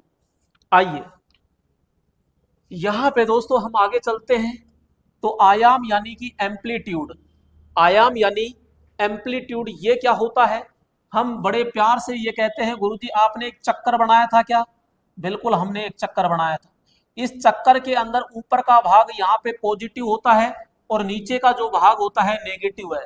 गुरुजी चाहे पॉजिटिव का हो और चाहे नेगेटिव का हो, इससे हमको कोई फर्क नहीं पड़ता, बस जो बीच का अधिकतम जो मान दिखाई दे रहा है, ये चाहे वो पॉजिटिव का हो चाहे वो नेगेटिव का हो, ये बीच का जो अधिकतम मान होता है, यही मेरे दोस्तों एम्पलीट्यूड कहलाता है, यही आयाम कहलाता है। तो यहाँ पे हमने कहा चाहे धारा हो चाहे वोल्टेज हो, चाहे धनात्मक हो चाहे ऋणात्मक हो, दिशा में मध्य स्तर के सापेक्ष अधिकतम मान ही उसका बोलो क्या कहलाएगा, आयाम कहलाता है। क्या कहलाएगा भैया, आयाम कहलाता है। यहां पे हम कहते हैं दूसरा आता है एक यहाँ पे कि शिखर मान यानी कि पीक वैल्यू, शिखर मान पीक वैल्यू कह दो, चरम मान के दीजिए या अधिकतम मान के दीजिए, अधिकतम मान के दीजिए। अब दोस्तों यहाँ पे कैसे होता है, तो हम कहते हैं देखो भैया बड़े प्यार से, यहाँ पे इस प्रकार से तो है ही, यहाँ पे ये बीच का जो अधिकतम मान जो दिया गया है, ये बीच का जो अधिकतम मान दिया गया है ना, इसे तो हम क्या कहते हैं, इसे तो हम आयाम कहते हैं, आयाम कहते हैं। और ये जो ऊपर का शीर्ष पॉइंट दिया गया है, ये जो शीर्ष पॉइंट दिया गया है, इसी को दोस्तों हम चरम मान के दीजिए, पीक वैल्यू के दीजिए या शिखर मान के दीजिए, तो बड़े प्यार से हम इसको कहते हैं दोस्तों शिखर मान। क्या कहते हैं, शिखर मान कहते हैं। तो ये भी दोस्तों शिखर मान ही कहलाएगा, ये भी नीचे भी क्या कहलाएगा, शिखर मान कहलाता है। ये लो, तो पॉजिटिव का हो चाहे नेगेटिव का हो, ये शीर्ष मान यानी अधिकतम वैल्यू कहलाता है। नेक्स्ट आइए आगे चलते हैं, और यहाँ पे देखो धारा वोल्टेज का पॉजिटिव तथा नेगेटिव दिशा में अधिकतम मान ही उसका शिखर मान व या पीक वैल्यू आप कहलाता है। अगला आता है शिखर से शिखर, शिखर से शिखर यानी peak to peak value, peak to peak, यहां पे ए, पीक टू पीक वैल्यू यानी चरमांतर मान होता है। भाई साहब चरमांतर मान का मतलब क्या है, यानी एक शिखर से दूसरे शिखर, एक शिखर से दूसरे शिखर तक, तो सीधा सीधा कह दो ना डबल। जी हाँ, तो डबल को ही तो कह रहे हैं हम। तो यहाँ पे शिखर के दुगने मान को, शिखर के दुगने मान को शिखर से शिखर मान कहते हैं। तो पीक टू पीक वैल्यू दोस्तों कितना हो जाएगा, जो भी पीक वैल्यू आती है उसको दोस्तों क्या कर दो, 2 से इंटू कर दो, यानी कि हम कह देंगे आई पीक इंटू 2 होता है। या वोल्टेज का जो भी पीक मान होगा उसको डबल कर दीजिए तो चरमांतर मान कहलाता है, वो पीक टू पीक कहलाता है, यानी कि ऊपर और नीचे कहलाता है। नेक्स्ट यहाँ पे कहते हैं शिखर से शिखर यानी उर्मी का जो वोल्टेज मापने के लिए दोस्तों किसका प्रयोग किया जाता है, सीआरओ। सीआरओ का मतलब होता है कैथोड रे ऑसिलोस्कोप। यहाँ पे हमने लिखा कि भैया कैथोड रे ऑसिलोस्कोप, क्या ऑसिलोस्कोप एक दोस्तों ये यंत्र होता है। इस यंत्र के द्वारा हम क्या मापते हैं कि जो आपके ये शिखर से शिखर मान होता है, यानी शिखर से शिखर का जो मान मापा जाता है ये किसके द्वारा मापा जाता है, तो हम कहते हैं सीआरओ के द्वारा आसानी से बड़े प्यार से माप लिया जाता है। सीआरओ क्या होता है, सीआरओ कैथोड रे ऑसिलोस्कोप होता है। इसका जो अंदर ट्यूब होती है वो सीआरटी कहलाती है, कैथोड रे ट्यूब कहलाती है। जो कैथोड रे ट्यूब होती है वो सीआरओ का हार्ट यानी कि दिल कहलाती है। नेक्स्ट दोस्तों यहाँ पे हम बात करते हैं तात्कालिक मान यानी इंस्टेंटेनियस वैल्यू। इंस्टेंटेनियस वैल्यू क्या होती है, आइए यहाँ पे हम कहते हैं दोस्तों इस प्रकार से है, और यहाँ पे बड़े प्यार से ये लीजिएगा। यहाँ हम कहते हैं ये बीच का मान तो हमको बड़ा प्यार से नजर आ रहा है, यहाँ पे ये बीच का मान तो बड़े प्यार से नजर आ रहा है गुरुदेव यहाँ पे, लेकिन हम ये भी कह रहे हैं कि देखो भैया बात ऐसी है, यहाँ पे इसको तो हमने आयाम कह दिया, लेकिन इसके पास में और भी तो हो सकता है। तो हमने कब मना किया कि नहीं हो सकता, बिल्कुल हो सकता है। अरे क्या बिल्कुल हो सकता है यहाँ पे। तो ये लो साहब, ये आराम से चौका भला क्या हो रहा है, यहाँ पे धड़ाधड़ चल रहा है। यहाँ पे ये लीजिए, यहाँ पे बोलो क्या हो गया, ये धड़ाधड़ चलता है। और जब धड़ाधड़ चलता है तो हम कहते हैं देखो यहाँ पे इसके अंदर जैसे ही इसके पास पहुंचे, जैसे इसके पास पहुंचे तो किसी भी पल, किसी भी क्षण, किसी भी समय जो मान प्राप्त किया जाता है, अचानक एकदम से जो मान प्राप्त हो जाता है उसी को तत्काल यानी तात्कालिक मान के नाम से जाना जाता है। तो तात्कालिक मान क्या है, तो तात्कालिक मान होता है कि धारा या वोल्टेज का किसी भी पल, पल का मतलब क्षण का मान उसका तात्कालिक मान कहलाता है। नेक्स्ट दोस्तों यहाँ पे वेरी वेरी मोस्ट है, और वेरी वेरी मोस्ट क्या है, आइए इसको समझते हैं। यहाँ पे हम कहते हैं कि वर्ग माध्य मूल मान, वर्ग माध्य मूल मान, इसी को हम कहते हैं प्रभावी मान, इसी को क्या कहते हैं, प्रभावी मान कहते हैं। और दोस्तों इसको इफेक्टिव वैल्यू भी कहते हैं। प्रभाव, प्रभाव का मतलब क्या है, इफेक्टिव वैल्यू कहते हैं। और दोस्तों यहाँ आरएमएस जो मान होता है उसको रूट मीन स्क्वायर वैल्यू कहते हैं। अरे शॉर्ट में हम तो यही जानते हैं गुरुदेव आरएमएस मान होता है। यहाँ पे आरएमएस मान होता है, इसके बारे में बता दीजिए भाई साहब। आरएमएस मान तो आप जानते हो, लेकिन वहां पे आ गया कि इफेक्टिव वैल्यू का मान कितना होता है तो हम नहीं बता सकते, प्रभावी मान का मान कितना होता है तो हम नहीं बता सकते, वहां पे रुक जाते हैं। अब दोस्तों यहाँ पे एक एक पॉइंट को ध्यान से समझिएगा। यहाँ पे सीधा सीधा हम ये कह रहे हैं कि वर्ग माध्य मूल मान, यानी कि यहाँ पे हम ये कह रहे हैं कि जैसे कि आपने ये समझा, क्योंकि मैं दो तरीके से समझाऊंगा इसको। यहाँ पे ये आपके तात्कालिक मान थे, थे कि नहीं थे, इन तात्कालिक मानों का वर्ग करके, इन तात्कालिक मानों का वर्ग करके जो औसत निकाला जाता है उसको हम क्या कहते हैं, आरएमएस मान कहते हैं। एक वैल्यू तो ये है। दूसरी वैल्यू दोस्तों ये है कि यहाँ पे एसी होती है, एसी के अंदर सपोज कीजिए 2 मिनट में आप 3 एम्पियर ले रहे हो, यानी 3 एम्पियर धारा 2 मिनट तक ले रहे हो, तो यहाँ पे टोटल कोई ना कोई तो हीट उत्पन्न होगी। अब इतनी ही हीट इतने ही समय और इतनी ही धारा अगर डीसी की ले ले दोस्तों, तो उतनी ही ऊष्मा उत्पन्न होती है, तो वह आरएमएस मान कहलाता है। वापस समझिएगा, मैंने कहा मेरे पास एसी है, 2 एम्पियर धारा ली 5 मिनट तक, 2 एम्पियर धारा ली 5 मिनट तक, और उसके द्वारा जो ऊष्मा उत्पन्न हुई उसको मैंने कलेक्ट कर लिया। ठीक है, अब मैं क्या करता हूं, एसी के बजाय डीसी लेता हूं।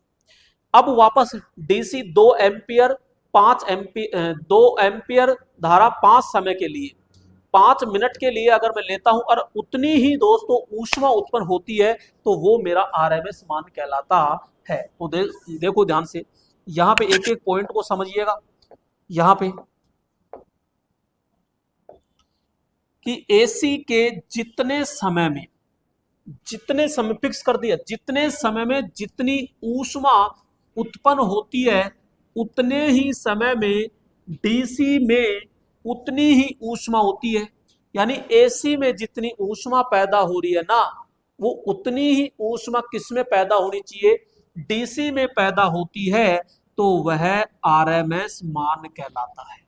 क्या कहलाएगा, आरएमएस मान कहलाता है। और हमारा जो एसी के तात्कालिक मानों का वर्ग करके औसत मान ही आरएमएस मान कहलाता है, जो मैंने ऊपर समझाया आपको। तो दो परिभाषाएं, दोनों तरीके से मैंने बहुत अच्छे से आपको कवर करा दिया।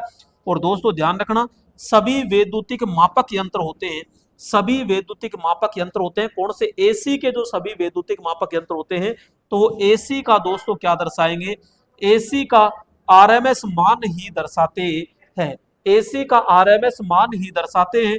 सभी वैद्युतिक मापक यंत्र डीसी का, किसका, डीसी का औसत मान दर्शाते हैं। तो यहाँ पे मैं क्या कहूंगा, अगर एसी का पूछे तो आरएमएस मान, और डीसी का पूछे तो भैया औसत मान होता है। क्या होता है, औसत मान होता है। तो यहाँ पे औसत, यानी कि यहाँ सीधा सा कहूंगा कि ये है जो मेरा होगा एसी का, यानी ये भी मापक यंत्र, ये भी मापक यंत्र, ये एसी के मापक यंत्र, ये डीसी के मापक यंत्र। डीसी के मापक यंत्र तो क्या दर्शाएंगे, औसत मान को। एसी के मापक यंत्र क्या दर्शाएंगे, आरएमएस मान को दर्शाते हैं। अपन को संतुष्ट करने के लिए उसके ऊपर एम्पियर वोल्टेज लिख देते हैं, लेकिन वास्तविक रूप से में वो मान कौन सा होता है, आरएमएस मान होता है। क्लियर। अब दोस्तों यहाँ पे देखो, जो हमारा आरएमएस मान होता है ना, वो किसके रूप में होता है, तो मैं कहूंगा तापन प्रभाव पे होता है। किसके रूप में होगा, तो आरएमएस मान तापन प्रभाव, यानी ताप, या फिर आप क्या कह सकते हो यहाँ पे ऊष्मा कह सकते हो, ऊष्मा पर आधारित होता है। अरे तो आरएमएस मान जो होता है किस पर आधारित होता है, तो यहां मैं बड़े प्यार से कहूंगा कि यहाँ पे आरएमएस मान भाई साहब 100% ऊष्मा पर निर्भर होता है। क्योंकि हमने यही तो कहा था कि जितने समय के लिए एसी के द्वारा ऊष्मा उत्पन्न होती है, उतनी ही ऊष्मा डीसी के लिए भी होनी चाहिए। तो ऊष्मा मेन रूप से होता है। आरएमएस मान दोस्तों आपको कुछ भी याद नहीं होता है तो ये याद करना पड़ेगा सीधा सीधा कि आरएमएस मान कितना होता है, 0.707। 0.707 आपको क्या लेना है यहाँ पे, तो मैं कहूंगा 0.707 लेना है। दोस्तों यहाँ पे अब देखो ध्यान से, आरएमएस मान जो होता है ना, वो कैसे निकलता है, तो हम कहेंगे देखो, यहाँ पे आरएमएस मान निकालना है तो आई मैक्सिमम बटा √2 करना होगा। क्योंकि ये जो मान है ना, आई मैक्सिमम को क्या लिखूंगा मैं, 1 लिखूंगा, और 1 √2, √2 का मतलब क्या हो गया 1.4142 यहाँ पे, और 4142 का भाग दोस्तों 1 में देता हूं, तो जो मेरा रिजल्ट आएगा वो कितना आएगा, तो मैं सीधा सीधा कहूंगा 0.707 आता है। कितना आता है, 0.707 आता है। तो आरएमएस बराबर आई मैक्सिमम बटा कितना होता है, यहाँ पे √2 होता है। क्लियर। यहाँ पे और यहाँ पे देखो, ये आई मैक्सिमम निकाला है ना, यहाँ पे भाई ये आई आरएमएस है। इसी प्रकार से आप क्या निकाल सकते हो, वी आर एम एस बराबर, तो यहाँ पे वी मैक्सिमम बटा क्या ले सकते हो आप, √2 ले सकते हो यहाँ पे। तो यहाँ पे वोल्टेज आरएमएस और धारा आरएमएस ले सकते हो। यहां अधिकतम वोल्टेज और अधिकतम धारा ले सकते हो। भाग किसका देना है? मात्र √2 का आपको देना है।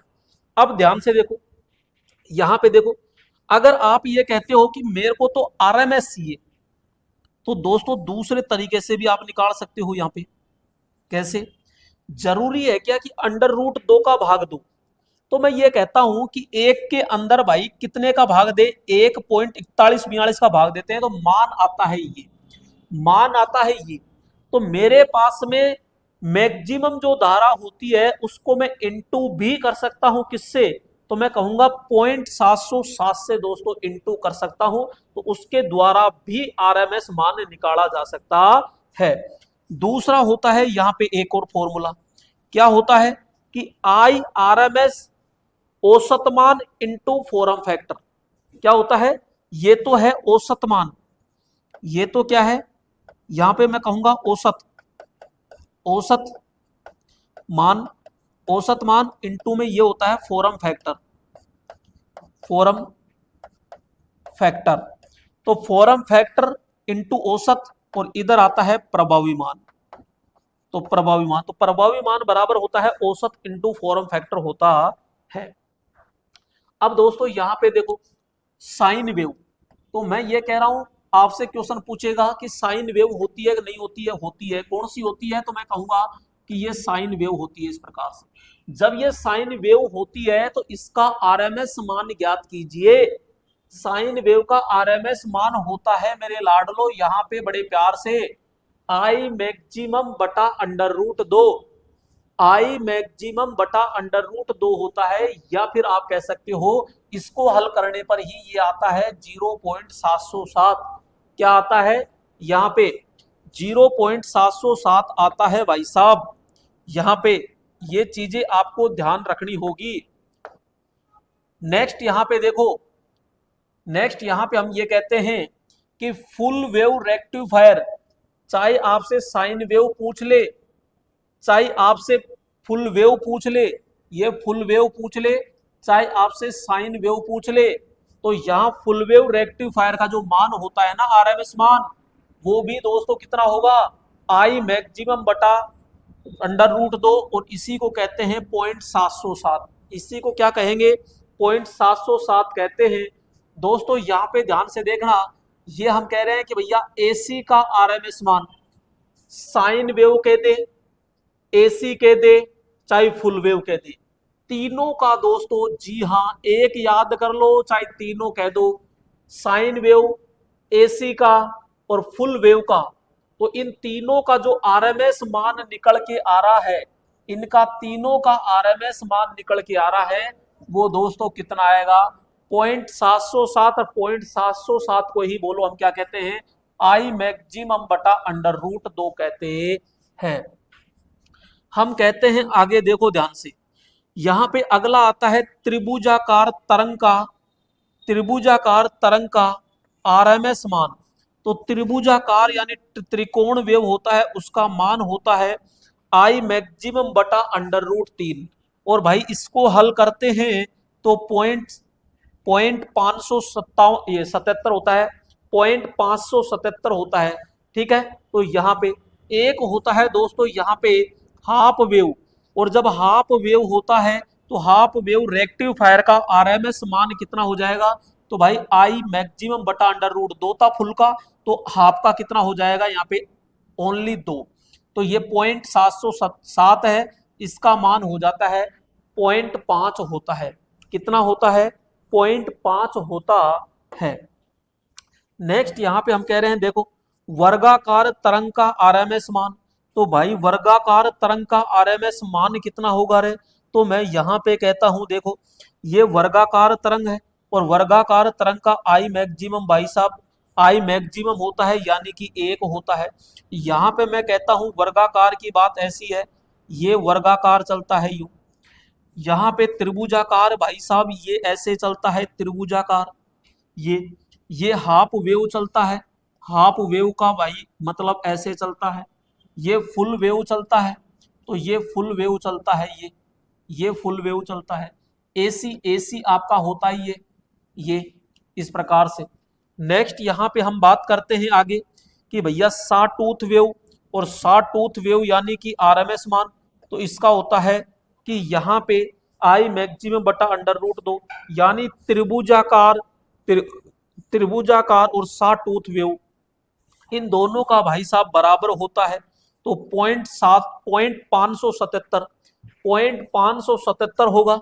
और ये कैसे, तो मैं कहता हूं ये ऐसे इस प्रकार से होती है भैया, ये तो इस प्रकार से होती है। तो त्रिभुज और ये साटूथ दोनों एक जैसी होती है, लेकिन कई बार क्वेश्चन पूछा जाता है तो साटूथ पूछे तो यहाँ पे आई मैक्सिमम बटा अंडर रूट 3 करना है, या फिर मान आपका 0.577 भी दे सकता है। तो वर्गाकार का हो गया ना, वर्गाकार का हो गया। यहाँ पे दोस्तों एक होता है वर्गाकार पूछ ले, एक आयताकार पूछ ले, तो आयताकार का भी यहाँ आई मैक्सिमम या एक होता है। और दोस्तों एक पूछेगा आपसे डीसी का, किसका पूछेगा, डीसी का। तो डीसी का ये सॉरी यहाँ पे लिखना आरएमएस पे, यहाँ पे डीसी का आरएमएस मान जो होता है वो कितना होगा, 1। अब सुनो ध्यान से, आपको याद कितने रखने पड़ रहे हैं, ये नीचे के 3 हैं, इनको याद रखने की आवश्यकता नहीं है। नीचे के 3 है, वर्गाकार कह दो, आयताकार कह दो, डीसी कह दो, उनका मान 1 होता है, ठीक है ना। यहाँ पे साइन वेव है, एसी का है और फुल वेव का है, इसका 0.777 हो गया, इनका 0.777 हो गया। और भाई इन दोनों का देखो ध्यान से, त्रिभुजकार साटूथ का 0.577 हो गया, इसका 0.707 हो गया, इसका 0.577 हो गया। बच रहा कौन है, हाफ वेव ही तो बच रहा है। और हाफ वेव का कितना कर दो, आधा कर दो, हाफ वेव का आधा कर दो, यानी कि 1/2 कह दो, चाहे 0.5 कह दो। क्लियर, ये याद हो गया होगा जी। अब दोस्तों ये क्या कह रहा है, आरएमएस मान निम्नलिखित में से किसके आधार पर परिभाषित किया गया है।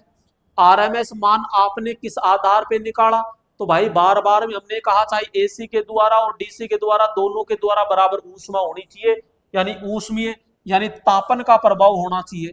अरे आवेश का प्रभाव था क्या, नहीं, तो किसका प्रभाव था, तो यहाँ पे तापन का प्रभाव होता है। और तापन के प्रभाव के द्वारा ही दोस्तों यहाँ पे बोलो क्या निकाला गया है, तो मैं सीधा सीधा कहूंगा तापन प्रभाव होता है।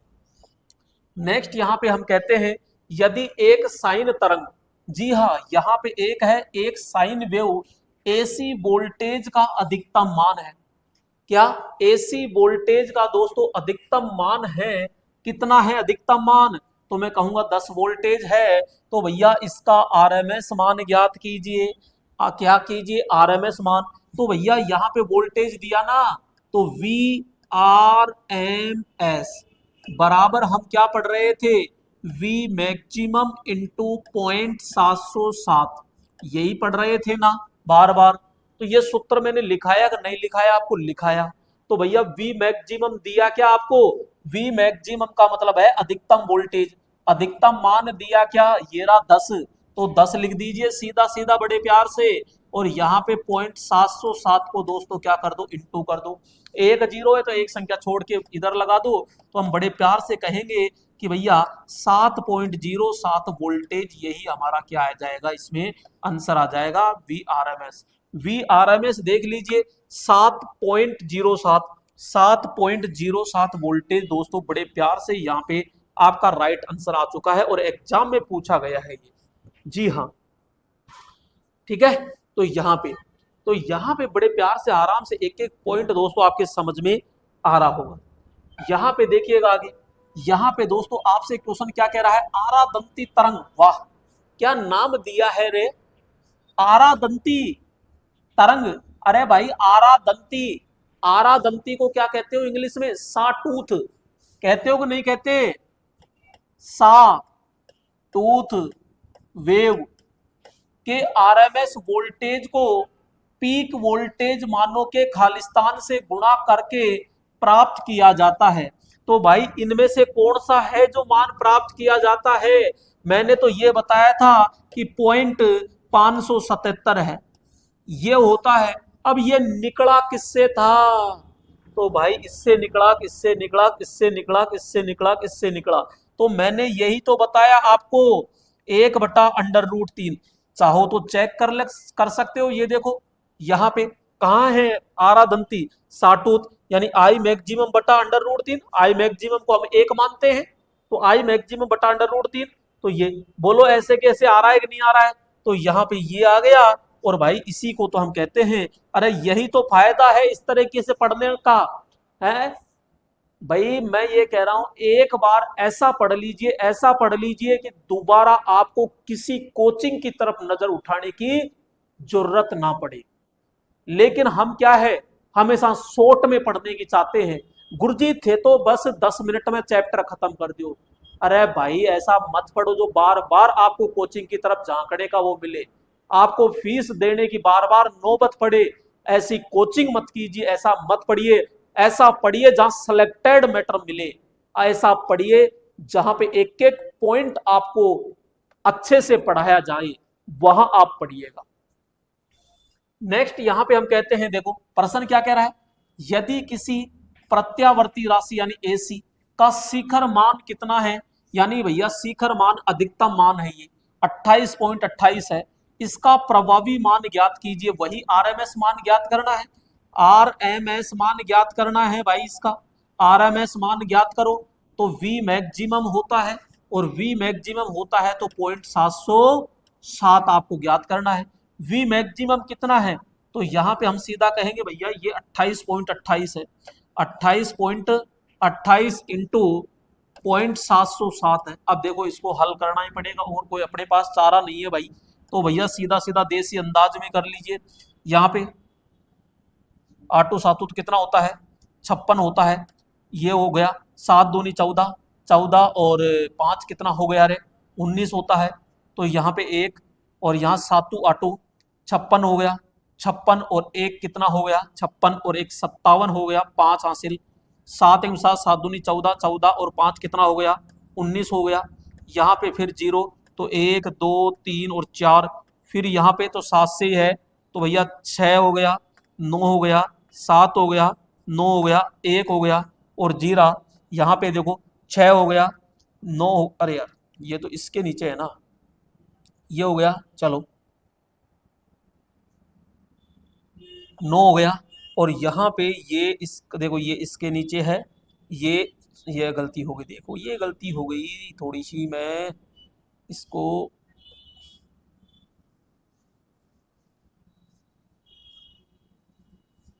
यहाँ पे देखो ये है, तो यहाँ पे 0 0 0 0, ठीक है। नेक्स्ट यहाँ पे हम कहते हैं 6 9 7 9 1, इस प्रकार से। तो भैया 6, ठीक है, 9, यहाँ पे 3, 9 और 9 18, 18 और 1 19, 8 और 1 9 और ये 19, ऐसे कैसे, 3 तो ये और 2 ये 5, 1 2 3 4 5, तो भैया 19.993 है, 19.993 है ये। तो भैया 993 अगर है तो ऑप्शन में आपको लगभग कितना मिलेगा, या तो एग्जिट ये मिलेगा, नहीं बोलो ये 20 के लमसम है कि नहीं है, तो यहाँ पे लगभग 20 वोल्ट भी दोस्तों देखने को मिल सकता है। यहाँ पे दोस्तों अब देखो, एक है शिखर गुणांक, शिखर गुणांक है, और एक होता है शिखर मान। शिखर गुणांक अलग है और शिखर मान अलग है। शिखर मान तो उच्चतम मान है और शिखर गुणांक अलग है। शिखर मान तथा आरएमएस मान, शिखर मान और उसमें भाग दे दो किसका, आरएमएस मान, यानी कि प्रभावी मान का अगर भाग देते हैं तो वहां से निकल के आता है शिखर गुणांक। शिखर गुणांक को दोस्तों हम पीक फैक्टर भी कहते हैं या क्रेस्ट फैक्टर कहते हैं। शिखर गुणांक होता है, इसी को श्रृंग गुणांक कहते हैं, इसी को आयाम फैक्टर या आयाम गुणांक कहते हैं, इसी को अधिकतम गुणांक कहते हैं, इसी को दोस्तों पीक फैक्टर कहते हैं। पीक मान अलग है, इसी को क्रेस्ट फैक्टर भी कहते हैं। क्या कहते हैं इसको, क्रेस्ट, क्रेस्ट फैक्टर के नाम से भी जाना जाता है, क्रेस्ट फैक्टर कहते हैं इसी को। क्लियर। अब दोस्तों ये क्या है, तो मैंने एक बड़े प्यार से कहा कि धारा हो या वोल्टेज हो, उसका शिखर मान ले लीजिए और उसका आरएमएस मान ले लीजिए, इन दोनों का जो अनुपात होता है वही पीक फैक्टर कहलाता है। वही क्या कहलाएगा, पीक फैक्टर कहलाता है। तो भैया यहाँ पे जो हमारा पीक फैक्टर आता है वो क्या आ जाएगा, शिखर यानी पीक फैक्टर बराबर केपी, इसको केपी से दर्शाते हैं, बराबर शिखर मान बटा आरएमएस मान। शिखर मान बटा आरएमएस मान, शिखर मान कितना होता है हमेशा 1, जब शिखर मान 1 मान लिया तो आरएमएस मान बोलो कितना आएगा, 0.707, कितना आएगा 0.707 आएगा। एक में 0.707 का दोस्तों भाग देते हो, अरे तो कितना आ जाएगा, तो हम कहते हैं भैया √2 आता है। कितना आता है, √2 आता है। तो यहाँ पे पीक फैक्टर बराबर शिखर मान को क्या माना, आई मैक्सिमम मान लिया आपने, नीचे आरएमएस मान को क्या माना, आई आरएमएस मान लिया। ठीक है, जब इसको हल किया दोस्तों तो मान कितना आया 1.4142, और इसी को क्या कहते हैं हम, √2 कहते हैं। इसी को क्या कहते हैं, √2 कहते हैं। तो आपसे सीधा सा सवाल पूछेगा कि पीक फैक्टर का मान कितना है, तो √2। आरएमएस मान कितना है 0.707, कितना है 707। अगर आपसे त्रिकोण वेव आरएमएस मान पूछे तो 0.577 करना है, 0.577 आपको जवाब देना है, 1/√3 देना है। हाफ वेव का पूछ ले तो आपको 1/2 करना है। यहां पे दोस्तों आई मैक्सिमम, यहां पे आई मैक्सिमम बराबर आई आरएमएस इंटू यहां पे √2 होता है। नेक्स्ट यहां पे हम कहते हैं कि एसी में पीक फैक्टर का मान जो होता है वो भैया कितना होता है, √2 होता है, या फिर आप कह सकते हो कि 1.4142 होता है। जबकि मेरे दोस्तों डीसी के अंदर जो पीक फैक्टर होता है वो हमेशा 1 होता है। इसको सारणी के अंदर भी हम बताएंगे कि यहाँ पे एसी के अंदर जो पीक फैक्टर होगा वो √2 होगा और डीसी में कितना होता है, 1 होता है। आइए थोड़ा सा यहां हम समझते हैं। देखो यहाँ पे साइन वेव, बड़े प्यार से हम कह रहे हैं साइन वेव का पीक फैक्टर पूछे तो भैया 1.400 यानी 4142 आप कर सकते हो √2। एसी का पूछे तो भी आपको यही जवाब देना है। फुल वेव का पूछे तो भी, फुल वेव का पीक फैक्टर आपसे पूछे तो भैया आपको यही जवाब देना है। यानी कि तीनों का, कौन कौन, साइन वेव, एसी और फुल वेव। मैं चाहता तो एक ही लिख देता ना, लेकिन फिर आपको कैसे पता लगता, वहां साइन वेव पूछ लेता, एसी पूछ लेता, फुल वेव रेक्टिफायर पूछ लेता। मैं ये चाहता हूं कि मेरे क्लास में जो बंदा पढ़ रहा है बाद में गुमराह नहीं होना चाहिए। तो यहाँ पे चाहे साइन वेव पूछे, चाहे एसी का पूछे, चाहे आपसे फुल वेव का पूछे, तो तीनों का दोस्तों एक ही होता है। 1.414 कह दो, 1.4142 कह दो, या √2 कह दीजिए। अब बात आती है हाफ वेव की। हाफ वेव का पीक फैक्टर मान कितना होगा, तो यहां हम सीधा सीधा सा कहेंगे भैया ओनली 2 होगा। क्या होगा, ओनली 2 होता है। या इसी को आप लिख सकते हो कि आई मैक्सिमम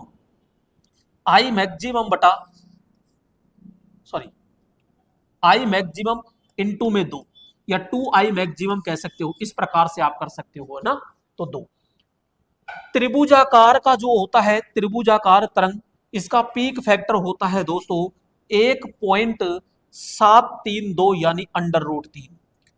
√2 तो आपका किसका होगा, साइन वेव का।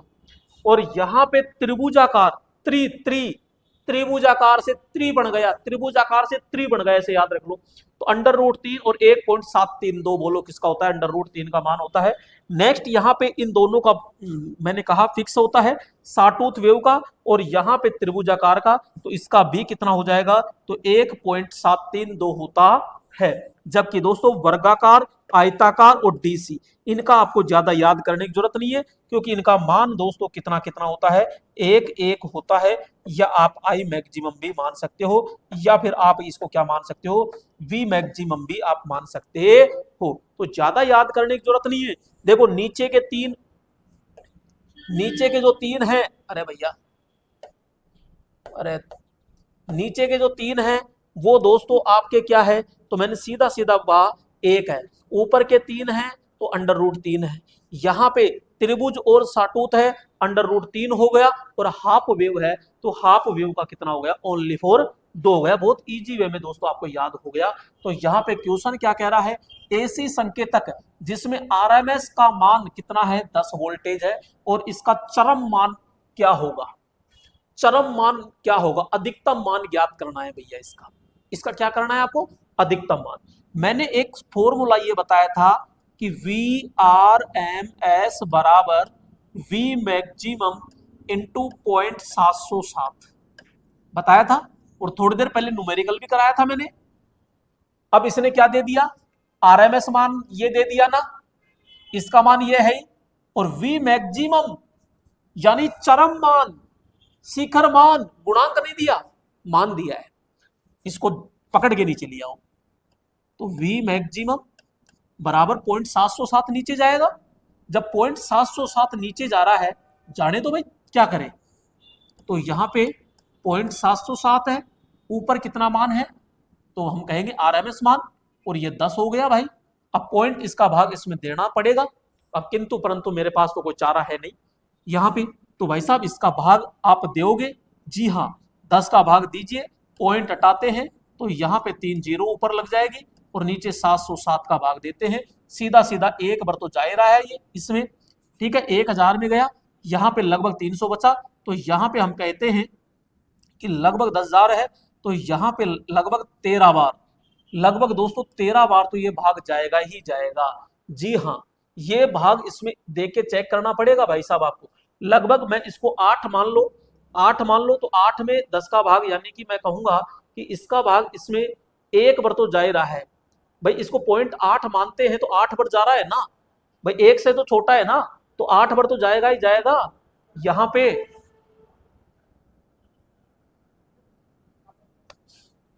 तो यहाँ पे दोस्तों, यहाँ ये है तो 10 बार, सॉरी 13 बार, तो लगभग 13 से आगे तक जाएगा दोस्तों ये, तो लगभग आंसर देख लेना आपका कितना आ रहा है, भाग दे के चेक करना आपको पड़ेगा जी।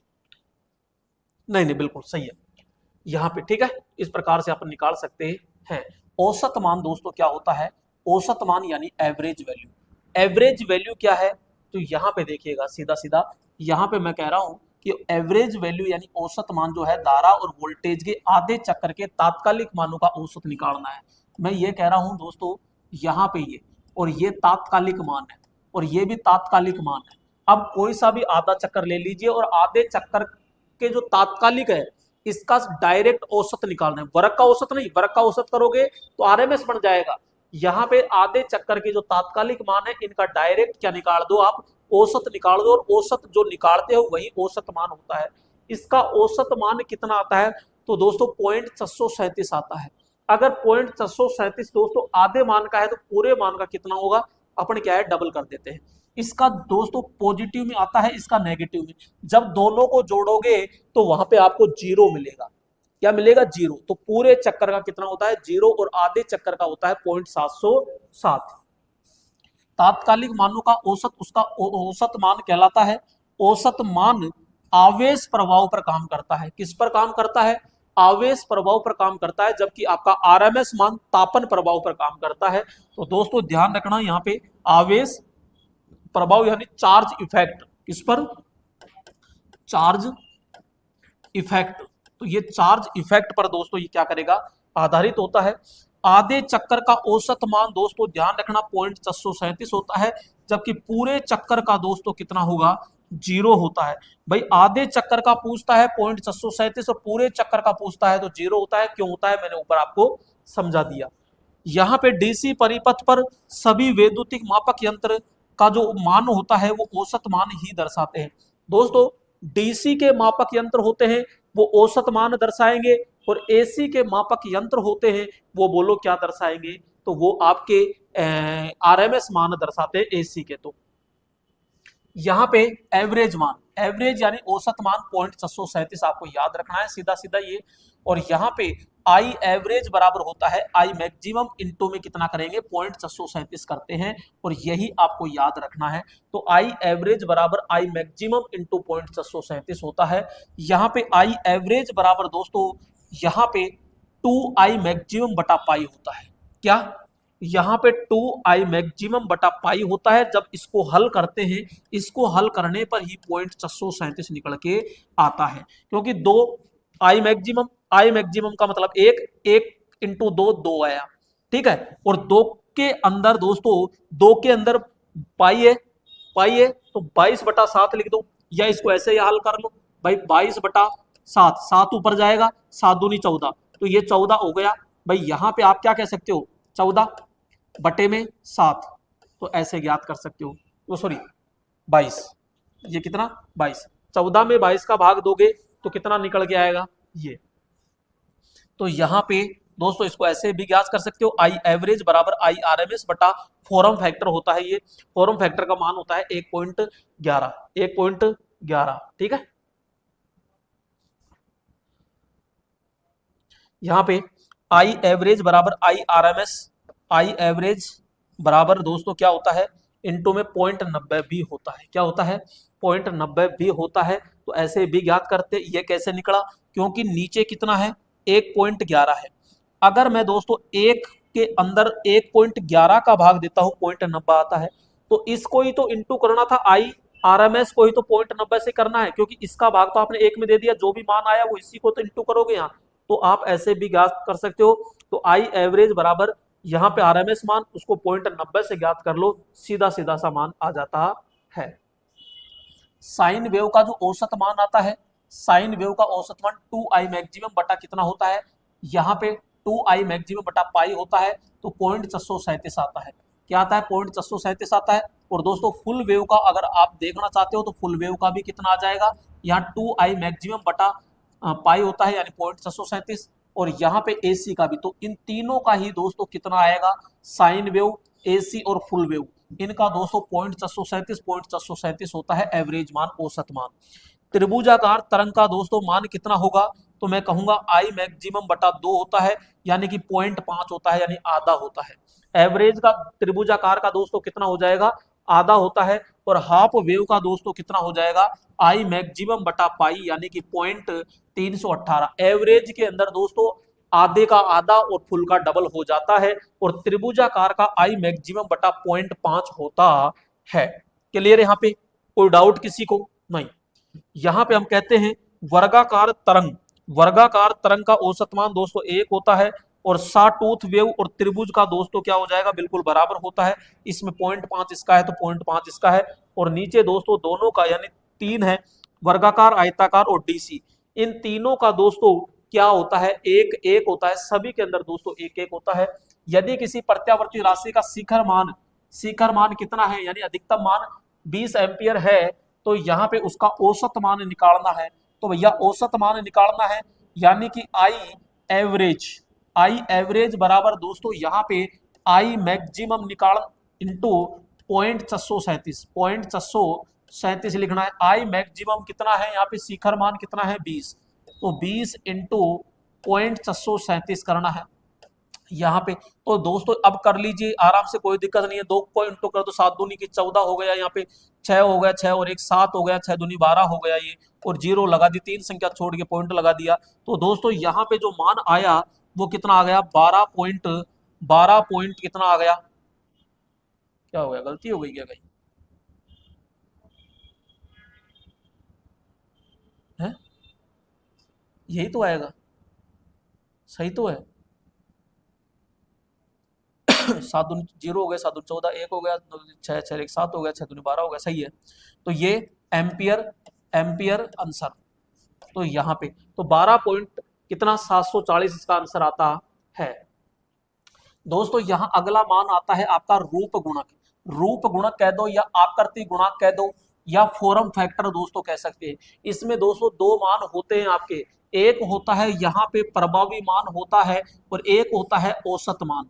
प्रभावी मान को ही तो दोस्तों हम आरएमएस मान कहते हैं, आरएमएस मान और औसत मान का अनुपात ही तो दोस्तों क्या कहलाएगा, फॉर्म फैक्टर कहलाता है। तो धारा और वोल्टेज के प्रभावी मान एवं औसत मान के अनुपात को बोलो हम क्या कहेंगे, फॉर्म फैक्टर कहते हैं। अरे क्या कहते हैं, फॉर्म फैक्टर के नाम से जाना जाता है। तो दोस्तों यहाँ पे फॉर्म फैक्टर यानी के एफ बराबर कितना, प्रभावी मान बटा औसत मान।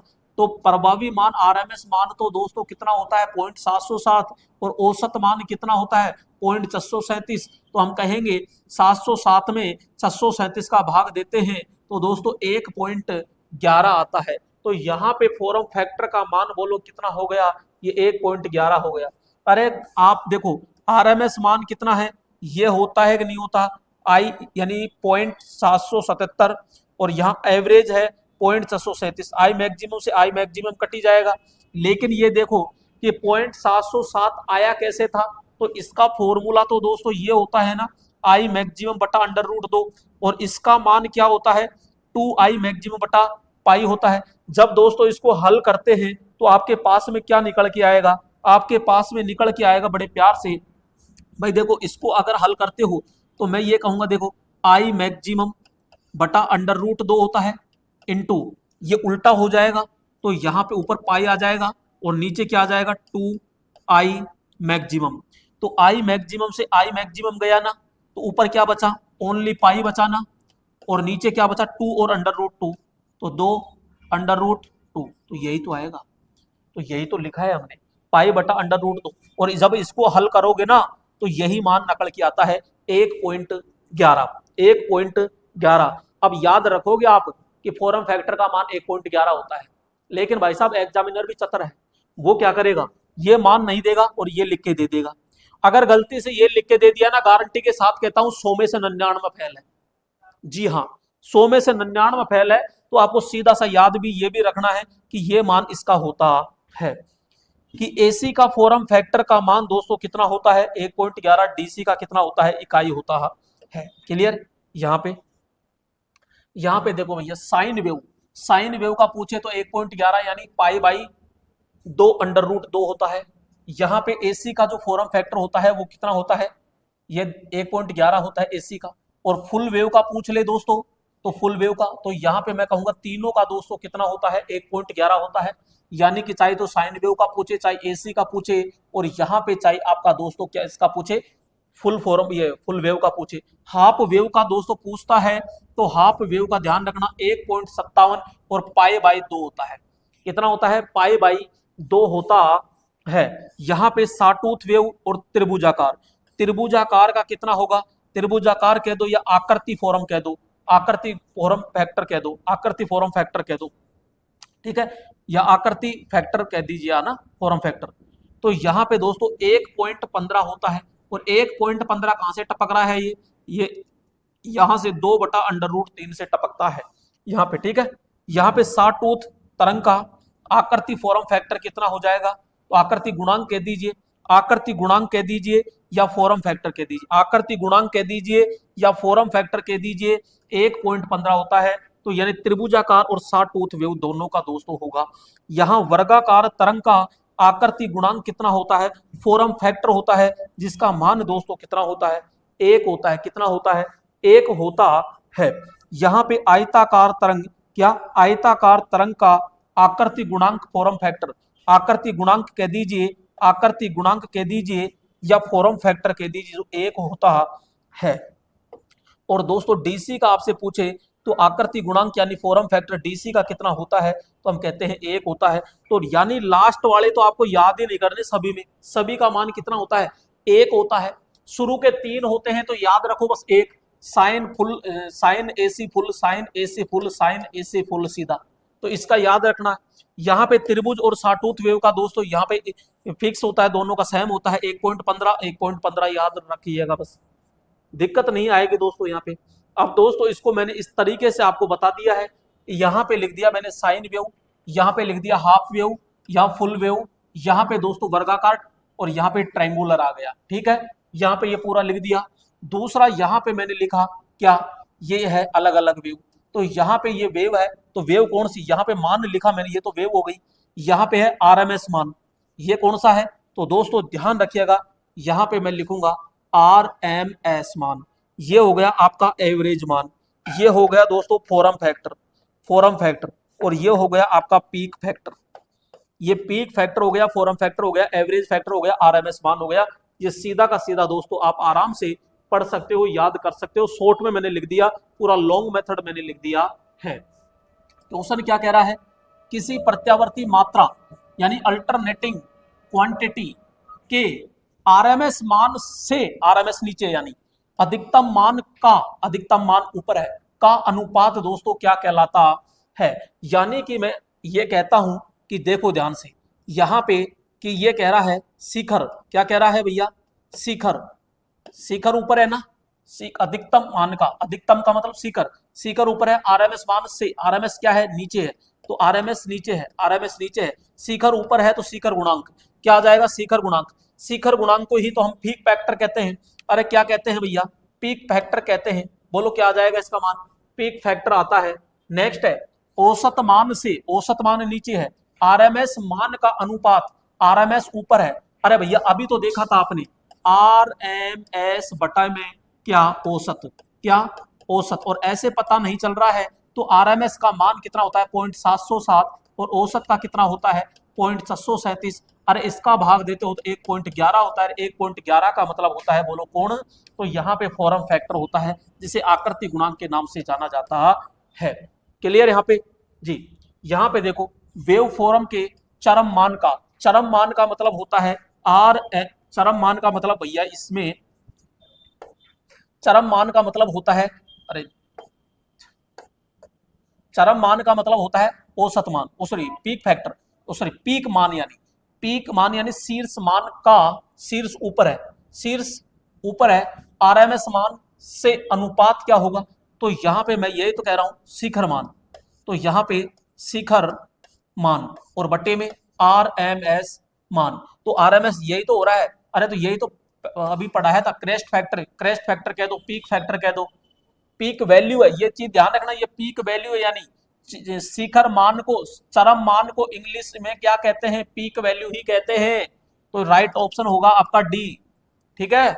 नेक्स्ट धारा का औसत मान, धारा का औसत मान उसके आरएमएस मान से, धारा का तो औसत मान ऊपर चला गया, आरएमएस मान नीचे चला गया, आरएमएस मान से सदैव होता है, अच्छा औसत मान, औसत मान हमेशा 0.637 है, औसत मान तो ये है, और वो कह रहा है आरएमएस मान से, आरएमएस मान कितना है 0.707, तो भैया ये पूछ रहा है कि ये आरएमएस मान से क्या होता है, तो हम कहेंगे कम होता है भाई, औसत मान, औसत मान उसके आरएमएस मान से, आरएमएस मान से तो दोस्तों कम होता है, आरएमएस मान से क्या होता है, कम होता है। क्लियर।